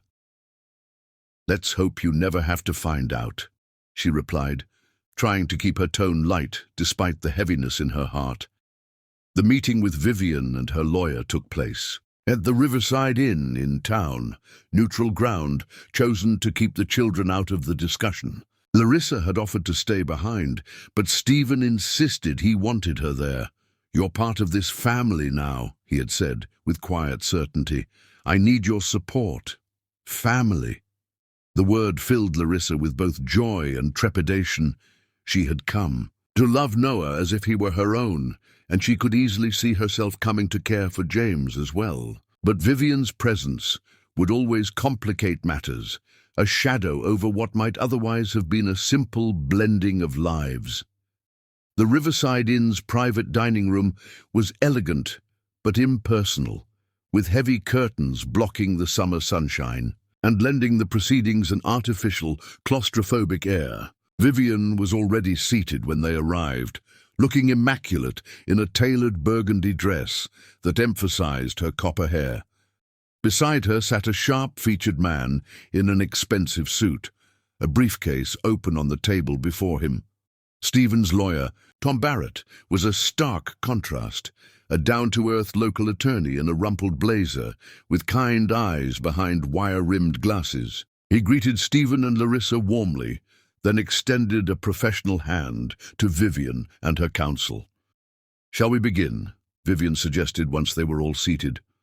"I believe we're all in agreement that establishing James's legal and financial rights is the priority here." The meeting that followed was tense and occasionally hostile, despite Tom's best efforts to keep things civil. Vivian's demands were substantial, not just child support and shared custody, but also what she called retroactive compensation for the years she had raised James alone, plus a claim on a percentage of Moonlight Vineyard's future profits as part of James's inheritance rights. "This is extortion, not negotiation," Stephen said at one point, his patience clearly wearing thin. "This is ensuring our son's future," Vivian countered smoothly. "Surely you don't begrudge him that?" Throughout the discussion, Larissa remained mostly silent, offering support through her presence and the occasional squeeze of Stephen's hand. Under the table, but when Vivian began suggesting that James should spend every other week at Moonlight Vineyard, Larissa couldn't stay quiet. "That would be incredibly disruptive for both boys," she pointed out. "They're just getting to know each other. Weekends and some holidays would be more stable for everyone involved." Vivian's green eyes narrowed. "I wasn't aware that Stephen's girlfriend had decision-making authority in my son's life. Larissa is an integral part of my household and Noah's life," Stephen said firmly. "Her input matters to me, and she has valid points about what's best for the children." The meeting eventually ended with an interim agreement. James would spend alternating weekends at Moonlight Vineyard, plus one afternoon each week after school. Child support would be substantial but reasonable, with the more complex financial demands set aside for further negotiation. It wasn't ideal, but it was a starting point. As they drove back to the vineyard, Stephen reached for Larissa's hand. "Thank you for being there," he said quietly, "for speaking up when you did." "I just want what's best for the boys," Larissa replied honestly. "And for you." Stephen's thumb traced gentle circles on the back of her hand. "You know this changes things for us, don't you? Our timeline, our plans." Larissa nodded, a lump forming in her throat. "I know. But not how I feel about you," he added quickly, glancing at her with intense eyes. "If anything, seeing you stand up for our family today only made me love you more. Our family." The words echoed in Larissa's mind as they pulled into the vineyard's long driveway. Despite the complications, despite Vivian's manipulations, they were building something real here. A blended family bound by love rather than perfect circumstances. That evening, with Noah asleep upstairs, Larissa and Stephen sat on the porch. Swing, a glass of Moonlight Vineyard's Reserve Cabernet shared between them. The vineyard stretched before them, heavy with nearly ripe fruit, the promise of the coming harvest visible in the swelling grapes. "I've been thinking," Stephen said, breaking the comfortable silence, "about the competition in San Francisco next week." Larissa tensed, expecting him to suggest canceling. "What about it?" "I think we should still go," he said, surprising her. "In fact, I think it's more important than ever that we take this time for us." Relief flooded through her. "Are you sure? With everything that's happening with James?" "The arrangements are set for the next month. Kate is happy to stay with Noah, and James will be with Vivian. The vineyard will survive without me for 3 days."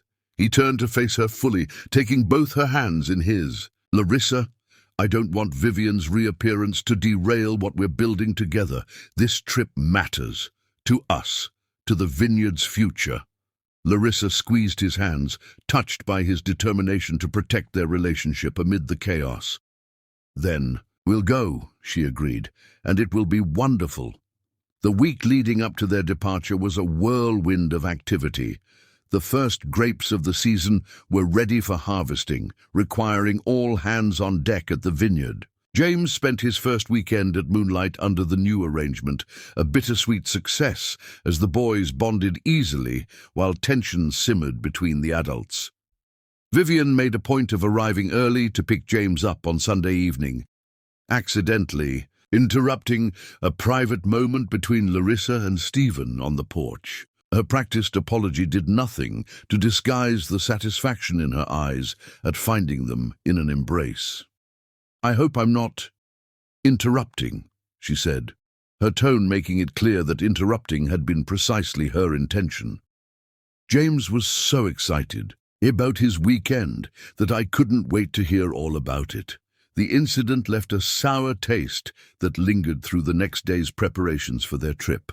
But as they finally boarded the plane to San Francisco on Wednesday morning, Larissa felt the weight of recent weeks beginning to lift. For 3 days, they would be just Stephen and Larissa, not complicated co-parents, not reluctant adversaries. In a custody arrangement, just 2 people in love, exploring a beautiful city together. The flight was short but luxurious, Stephen having splurged on first-class tickets. As they sipped champagne above the clouds, Larissa found herself relaxing truly for the first time in weeks. "To new beginnings," Stephen said, clinking his glass gently against hers, "and to the future of Moonlight Vineyard." "To us," Larissa added softly, "whatever comes next." San Francisco welcomed them with unseasonably warm weather and clear skies. Their hotel, a boutique property in Nob Hill, offered sweeping views of the bay and the city's iconic hills. The room was elegant and intimate, with a king-size bed draped in fine linens and a private balcony perfect for evening wine tastings.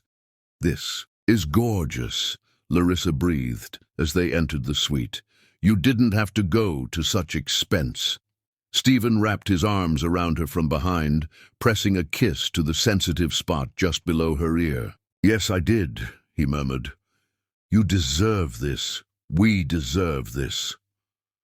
A pleasant shiver ran down Larissa's spine at his touch. They had maintained physical intimacy despite the chaos of recent weeks, finding in each other's arms a sanctuary from the stress of their situation. But here, away from the vineyard and its complications, there was a new freedom to their connection.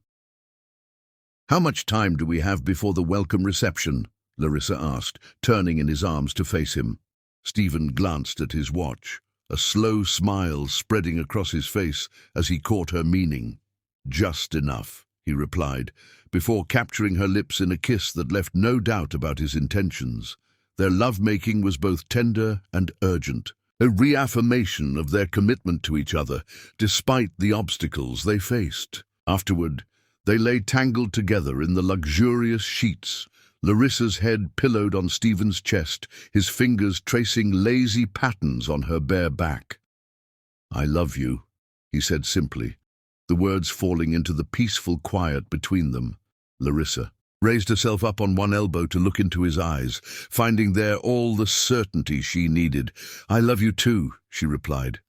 "No matter what." The wine competition's welcome reception was held in the grand ballroom of a historic hotel with hundreds of vintners from around the world presenting their finest offerings. Stephen, looking handsome in a charcoal suit, was in his element, confidently discussing Moonlight Vineyard's unique terroir and maturation techniques with judges and fellow winemakers. Larissa, elegant in a form-fitting emerald dress that enhanced her dark skin, beautifully stayed by his side, absorbing the industry knowledge and occasionally offering insights from her marketing perspective. They made a striking couple, drawing approving glances and whispered comments about the handsome vintner and his gorgeous companion. "Stephen Amell, as I live and breathe," a deep voice called from behind them. "I thought that was you." They turned to find a distinguished older man with silver hair and a knowing smile extending his hand to Stephen. "Richard, it's been years," Stephen exclaimed, shaking the man's hand warmly. "Larissa, this is Richard Thornton, one of the most respected wine critics in the country. He was my mentor when I was just starting out." "A pleasure, Ms. Jackson," Richard said, kissing Larissa's hand with old-world charm. "I've been hearing remarkable things about the new direction at Moonlight Vineyard. Your influence, I understand?" Larissa blushed slightly at the recognition. "Stephen's the winemaker. I just help with the presentation." "Don't underestimate the power of presentation, my dear," Richard replied with a wink. "In this business, the story of the wine is almost as important as what's in the bottle." He turned back to Stephen. "I'm looking forward to tasting your Reserve Cabernet tomorrow. The 2022 was exceptional. I gave it 94 points, if you recall." Stephen nodded, pride evident in his expression. "This vintage is even better, more complex, with a longer finish." As Richard moved on to greet other guests, Larissa marveled at the respect Stephen commanded in this world. He had built something truly special at Moonlight Vineyard, something worth fighting for and protecting. The evening progressed pleasantly, with Stephen introducing Larissa to key industry figures and potential distributors. By the time they returned to their hotel, both were exhausted but exhilarated by the positive reception. "I think we made some important connections tonight," Stephen said as they prepared for bed. "If the judging goes well tomorrow, we could be looking at national distribution for the Reserve line." Larissa smiled at his enthusiasm. "Your wines deserve to be widely appreciated. I'm so proud of you, Stephen." He pulled her close, pressing a kiss to her forehead. "I couldn't have done any of this without you. Your redesign of the labels, your marketing insights. You've given Moonlight Vineyard a new identity, a clearer voice." As they drifted off to sleep in each other's arms, Larissa felt a sense of peace wash over her. Despite the complications waiting for them back home, they had this connection, this partnership, this shared vision of a future together. The next day was devoted to the formal tastings, with Stephen presenting Moonlight Vineyard's Reserve Cabernet to a panel of distinguished judges. Larissa watched from the sidelines, heart swelling with pride as he spoke with quiet confidence about the wine's journey from vine to bottle, the specific challenges of that year's growing season, and the traditional techniques he had combined. With innovative approaches, the drought actually concentrated the flavors, he explained, as the judges swirled, sniffed, and tasted. "We reduced irrigation strategically to stress the vines just enough to produce smaller, more intense berries." One judge, a stern-looking woman with decades of experience evident in her discerning gaze, nodded appreciatively. "Bold choice. It paid off. There's remarkable complexity here. Blackcurrant, tobacco, a hint of vanilla from the oak, and something felt almost a mineral quality.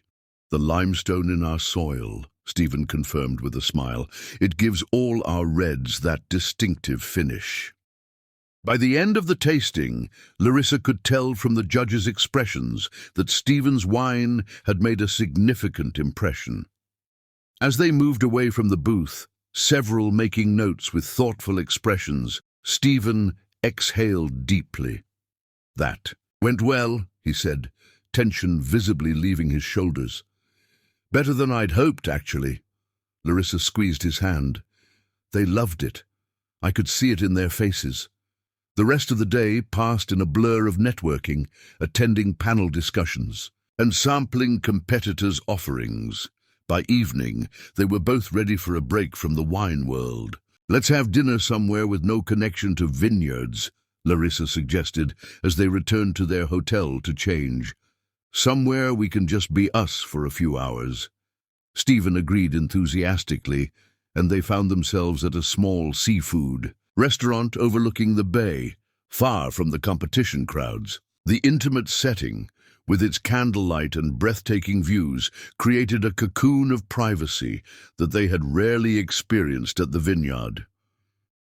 Over fresh oysters and grilled sea bass, they talked about everything except Vivian and the custody situation, their childhoods, their dreams for the future, the places they hoped to visit together someday. It was as if they were on a first date, discovering each other anew without the shadow of recent complications. "I've been thinking," Stephen said, as they shared a decadent chocolate dessert, "about expanding the visitor experiences at Moonlight. offering overnight stays in luxury cottages among the vines, guided tasting tours, maybe even small weddings in the old barrel room. Larissa's eyes lit up. That's a brilliant idea. With your wine quality and the property's natural beauty, you could create something truly special. We could, Stephen corrected gently, if you're willing to be part of it. Your design sensibility, your eye for creating experiences, it would make all the difference. The implication behind his words, a long-term future together, professional and personal, hung in the air between them. Larissa felt a surge of emotion, a vision of what might be unfolding before her. "I'd love that," she said softly. Creating something together, watching it grow. Stephen reached across the table to take her hand, his expression suddenly serious. "Larissa, I know the timing is complicated. With James, with Vivian, with everything that's happened. But I want you to know that none of that changes how I feel. About you, about us." He paused, seeming to gather his thoughts. "When Sarah died, I thought I'd never find love again. I focused entirely on Noah and the vineyard, convinced that was all my life would be. And then you literally stumbled into my life, beautiful and heartbroken in your wedding dress, and everything changed." Larissa felt tears prick at her eyes, remembering that devastating day that had somehow led to this moment of profound connection. "I'm not asking for answers or commitments right now," Stephen continued. "I know we still have a lot to figure out, but I want you to know that when the dust settles, when we've established a stable situation for both boys, I want to build a life with you, a family, if that's what you want too." The sincerity in his eyes took Larissa's breath away. Despite everything, Xavier's betrayal, Vivian's manipulations, the complexity of their blended family situation, she found herself filled with certainty. "It is what I want," she replied, squeezing his hand. "I want a life with you and Noah, and with James too when he's with us. It won't always be easy, but I think it will always be worth it." Their eyes held across the candlelit table, a silent promise passing between them. They might not know exactly what the future would bring, but they would face it together. The final day of the competition brought the award ceremony, held in the grand ballroom where they had attended the welcome reception. Nervous energy filled the room as vintners awaited the results that could significantly impact their businesses and reputations. Stephen and Larissa sat at a table with several other small vineyard owners, everyone maintaining polite conversation, while clearly distracted by anticipation. When the reserve category was announced, Stephen reached for Larissa's hand under the table, his grip tightening as the judges described what they had been looking for. "And the gold medal for Reserve Cabernet Sauvignon goes to," the head judge paused for dramatic effect, "Moonlight Vineyard for their 2023 Reserve." The room erupted in applause as Stephen sat momentarily frozen in shock. Larissa nudged him, gently, her face splitting in a wide grin. "You won, Stephen, you won."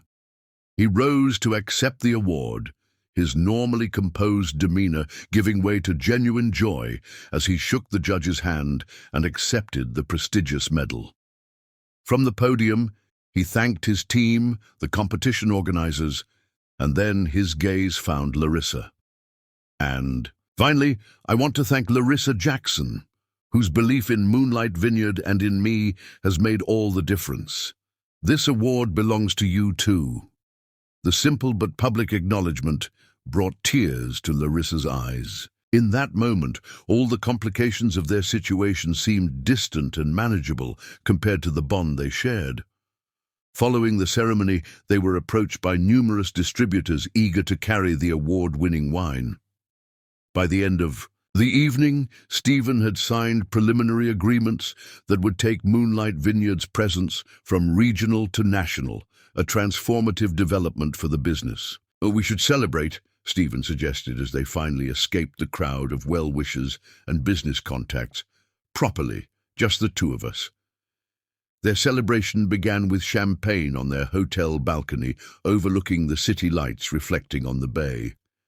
The night was unusually warm for San Francisco, with a gentle breeze carrying the scent of the ocean.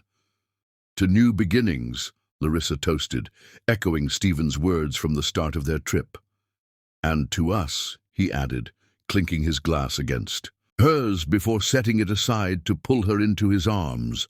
Their kiss was tender at first, then increasingly passionate as the emotions of the day, triumph, joy, love, found physical expression. Stephen's hands traced the curve of Larissa's waist, sliding up to cup her face as he deepened the kiss. "I love you," he murmured against her lips. "So much." Larissa responded by pressing closer, her body molding to his as her fingers threaded through his hair. Words seemed inadequate for what she felt. This combination of desire, gratitude, and bone-deep certainty that she had found where she belonged. They moved inside, leaving a trail of discarded clothing from the balcony to the bed. In the dim, light filtering through the curtains, they took their time exploring each other, celebrating their connection with increasingly urgent caresses. When they finally came together, it was with an intensity that left them both breathless. Every touch, every kiss, every whispered endearment seemed magnified by the significance of the day, by the promises they had made to each other over dinner the night before. Afterward, as they lay tangled in the sheets, Larissa's head resting on Stephen's chest, she felt a profound contentment wash over her. Here in this man's arms, she had found a love that was both passionate and steady, both exciting and comforting. "I don't want to go back," she admitted softly. "Not yet. These past few days have been perfect." Stephen's hand stroked lazily up and down her bare back. "We could extend our stay," he suggested. "One more day. The harvest can wait that long." Larissa propped herself up on one elbow to look at him. "Really? You wouldn't mind?" He tucked a strand of hair behind her ear, his touch gentle. "After everything we've been dealing with, I think we've earned one more day of peace. One more day of just being us." They called the vineyard manager to make arrangements, then spent their bonus day exploring the city like carefree tourists, riding cable cars, visiting Fisherman's Wharf, sharing sourdough bread and clam chowder while watching sea lions bask in the sun. For those precious hours, they were simply Stephen and Larissa, two people in love, discovering a beautiful city together. But as their extended getaway drew to a close, reality began to intrude on their bubble of happiness. Checking his phone. Before their flight home, Stephen found multiple missed calls from both Kate and Vivian. "Something's wrong," he said, his expression darkening as he listened to his voicemail. "Vivian took James to the emergency room last night. Some kind of allergic reaction." Larissa felt her stomach drop. "Is he okay?" "He's stable now," Stephen replied, visibly relieved. "Apparently he has a shellfish allergy they didn't know about. But Vivian's furious that I wasn't reachable." He ran a hand through his hair, tension returning to his shoulders. "She's threatening to use this in the custody negotiations, claiming I'm unreliable, that I put the vineyard before James's well-being." And just like that, their perfect interlude was over. The real world, with all its complications and responsibilities, was waiting for them at home. But as they boarded their flight back to Moonlight Vineyard, Larissa took comfort in knowing they returned stronger together, their bond reinforced by the days they had shared. Whatever storms awaited them, Vivian's manipulations, the challenges of blending their family, the demands of the upcoming harvest, they would weather them side by side. Their love a shelter in the midst of life's inevitable turbulence. Chapter 9. Autumn Revelations. The harvest season at Moonlight Vineyard brought both bounty and challenges. The award-winning Cabernet had drawn unprecedented attention from buyers and the press, but Vivian's increasingly aggressive tactics in the custody negotiations cast a shadow over what should have been a time of celebration. She's demanding full financial disclosure now, Stephen explained one evening as he and Larissa sat on the porch of the main house, watching the sunset paint the vineyard in golden hues. Not just my personal accounts, but all the vineyard's books. Her lawyer claims it's necessary to establish appropriate child support. Larissa frowned, recognizing the strategy for what it was, another attempt to gain leverage. She's fishing for information about the expansion plans, isn't she? Stephen nodded grimly. Almost certainly. The national distribution deals we signed in San Francisco would be public knowledge in the industry, but the visitor experience concept, the luxury cottages, those could be extremely profitable. And she wants a piece of it for James. For herself, you mean? Larissa corrected gently. James is just her excuse. Despite Vivian's interference, their relationship had only strengthened since returning from San Francisco. Larissa had all but moved into the main house, dividing her time between graphic design work for the vineyard, helping with the harvest, and building relationships with both Noah and James, who continued to visit on alternate weekends. To Larissa's surprise, she had developed genuine affection for the copper-haired boy who shared so many of Stephen's mannerisms. James was sweet-natured and eager to please, clearly thriving under Stephen's paternal attention. The transition had been remarkably smooth. For the children, it was the adults who struggled with the complex dynamics. I've been thinking, Stephen said suddenly, breaking the silence, about a way to resolve this situation with Vivian once and for all. Larissa turned to him, curious. What kind of solution? A financial settlement? A significant lump sum placed in a trust for James's future, with clear legal guidelines for how it can be used. Education, healthcare, that sort of thing. Not accessible to Vivian directly. Would she accept that? Stephen's jaw tightened with determination. She might, if the alternative is a protracted legal battle she can't afford. Her vineyard is in serious financial trouble. I had Tom look into it discreetly. She's over-leveraged and facing foreclosure if this season's harvest doesn't turn things around. The legal negotiations that followed were exhaustive.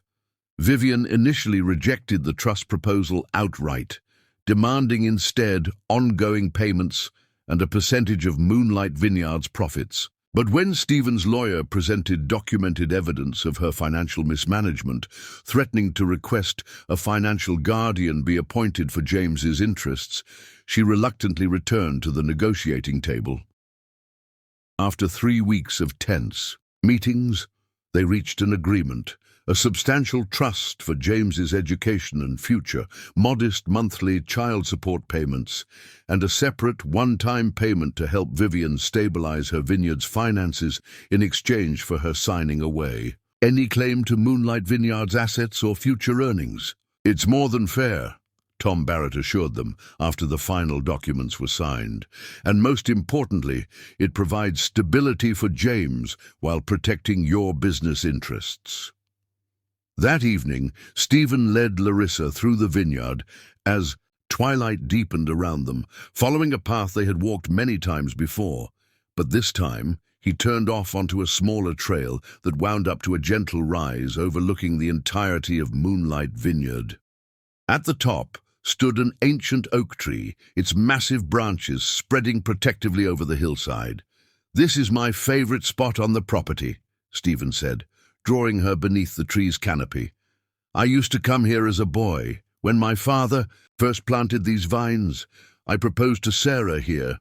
His voice softened with memory. "And after she died, I would bring Noah here to look at the stars and tell him stories about his mother." Larissa felt the significance of the moment settling over her. "It's beautiful," she said simply, gazing out at the vineyard spread below them, rows of vines gilded by the last light of day. Stephen turned to face her fully, taking both her hands in his. "Larissa, when you came into our lives that day at the church, I thought I was just helping a stranger in need. I had no idea you would become essential to me, to Noah, to everything I care about." He reached into his pocket and pulled out a small velvet box. Larissa's breath caught as he knelt before her on one knee. "I know our situation isn't simple," Stephen continued, his voice steady despite the emotion in his eyes. "With James, with Vivian, with all the complications. But my feelings for you are the simplest, truest thing I know."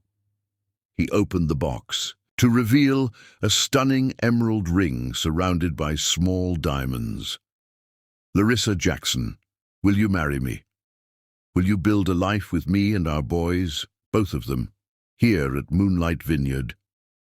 Tears filled Larissa's eyes as she looked down at this man who had helped her heal from heartbreak, who had shown her what real partnership and love could be. "Yes," she whispered, then louder, "Yes, Stephen. Yes, to all of it." As they stood embracing beneath the ancient oak, the first stars appearing in the darkening sky, Larissa felt a sense of rightness, of coming home in the deepest sense. Their moment of perfect happiness was interrupted by the distant sound of a car engine, headlights cutting through the twilight as a vehicle made its way up the vineyard's main drive. To Larissa's shock, Xavier stepped out, looking much as he had the last time she'd seen him, the day he was supposed to have become her husband. "Larissa," he called, spotting her immediately. "Thank God, I've been looking everywhere for you." Stephen moved protectively to Larissa's side, his hand resting lightly at the small of her back. "Can we help you?" he asked, his tone polite but cool. Xavier's gaze darted between them, realization dawning as he noted their close stance, the fresh engagement ring glittering on Larissa's finger. "I see," he said, his voice tight. "I guess I'm too late." "Too late for what, Xavier?" Larissa asked, finding herself remarkably calm in the face of this ghost from her past. For a brief moment she allowed herself to wonder what might have been if he hadn't betrayed her, the life they'd planned, the children they might have had. But the thought faded quickly, leaving only certainty that this path, however unexpected, was the right one. To explain, to apologize, to ask for another chance. Xavier ran a hand through his hair. "Things with Camilla, it didn't work out. The baby, there was a miscarriage, and I realized what I had thrown away with you. I'm sorry for your loss," she said sincerely. "That must have been painful for both of you." Xavier nodded, seemingly encouraged by her empathy. "It was. It made me realize how much I still love you, Larissa. How much I miss you. I know I hurt you, but we could start fresh. What you did was terrible.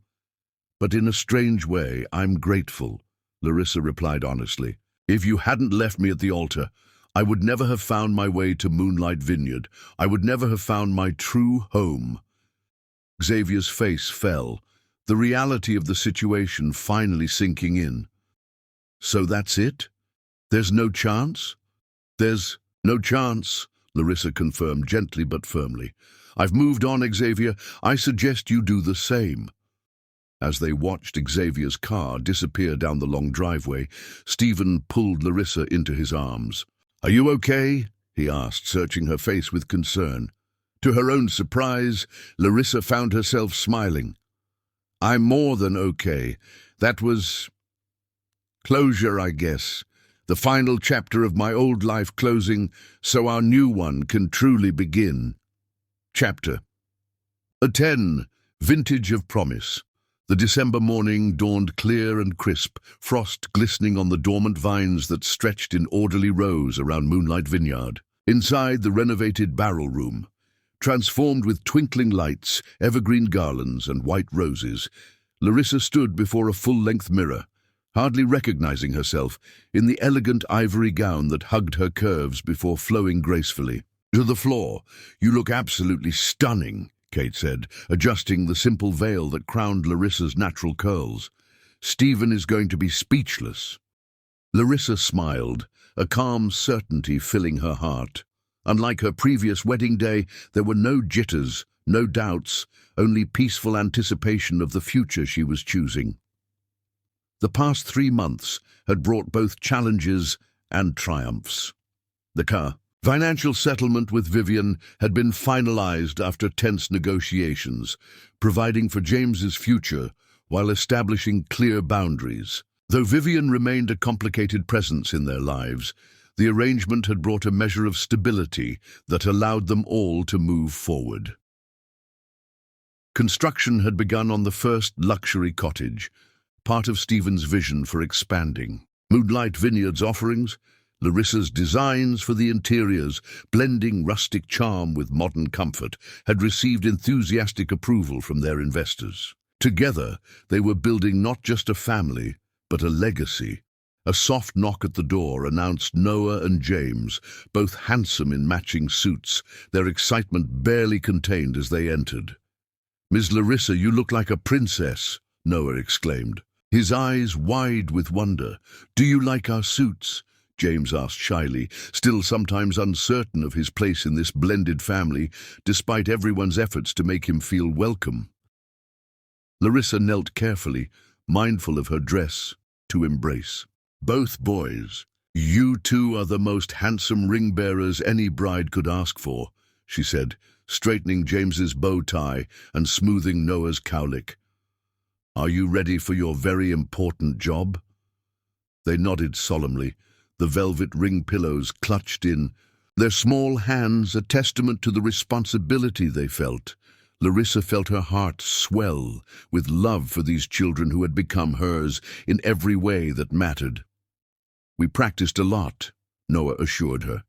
"Daddy said we can't drop the rings, or the whole wedding will be ruined." Larissa laughed. "Your daddy was teasing. Nothing could ruin today. It's perfect already because all the people I love will be there." Another knock heralded her father, distinguished in his tuxedo, eyes misty as he beheld his daughter. "It's on time, sweetheart," he said softly. "Are you ready?" This time, as Larissa took her father's arm to walk down the aisle, there was no fear of abandonment, no doubt about the man waiting for her. Stephen stood tall and handsome at the altar they had created among the wine barrels, his gaze finding hers immediately, filled with such love and certainty that it took her breath away. The ceremony was simple but deeply meaningful, with vows they had written themselves. Stephen spoke of second chances and unexpected blessings, of building a family from the broken pieces of their pasts. Larissa promised to nurture not just their love, but the legacy of Moonlight Vineyard, to be mother to both boys, to face whatever challenges came their way together.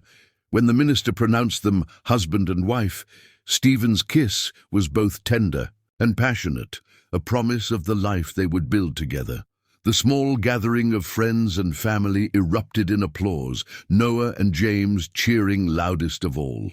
The reception that followed was a celebration of not just their marriage, but the successful harvest, with Moonlight Vineyard's award-winning wines flowing freely and tables laden with locally sourced delicacies. As twilight fell, tiny lights illuminated the courtyard, where guests danced under the stars, the perfect blend of elegance and rustic charm that characterized their vineyard. "Happy, Mrs. Amel?" Stephen asked, as they swayed together for their first dance, his arms holding her close. "Deliriously," Larissa replied, still getting used to her new name. "Though I think I'm keeping Jackson professionally. Larissa Jackson Amel has a nice ring to it for the design business." Stephen smiled, spinning her gently under the twinkling lights. "Whatever makes you happy makes me happy, though I have to admit I love hearing you called Mrs. Amel." As the evening progressed, Larissa found a quiet moment to slip away to the porch of the main house, needing a brief respite from the celebration. She stood looking out over the vineyard, now illuminated by a full moon that cast everything in silver light. "Penny for your thoughts," came Stephen's voice as he joined her, wrapping his arms around her waist from behind.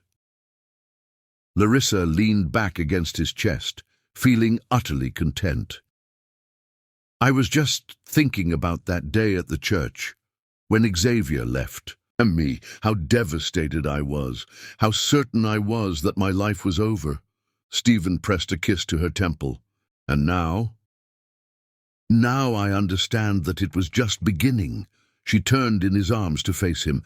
"Everything led me here, to you, to Noah and James, to this place. Even the painful parts were necessary to bring me where I belong." Later that night, after the guests had departed and the boys were asleep in Kate's care, Stephen carried Larissa over the threshold of the newly completed luxury cottage, their private retreat for the night before leaving for their honeymoon. In Napa Valley, the interior was exactly as Larissa had designed it, with a stunning view of the vineyard from the floor-to-ceiling windows, a stone fireplace already lit and casting warm light across the sumptuous bed strewn with rose petals. "Welcome home, Mrs. Amell," Stephen murmured, setting her gently on her feet but keeping her close in the circle of his arms. "It's perfect," Larissa breathed, taking in the space that represented both their personal happiness and the future of Moonlight Vineyard. Their lovemaking that night was unhurried and deeply intimate, a celebration of the commitment they had made and the future they would build together.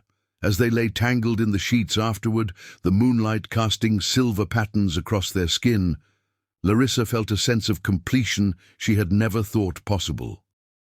"We should probably get some sleep," Stephen said eventually, his fingers tracing lazy patterns on her bare shoulder.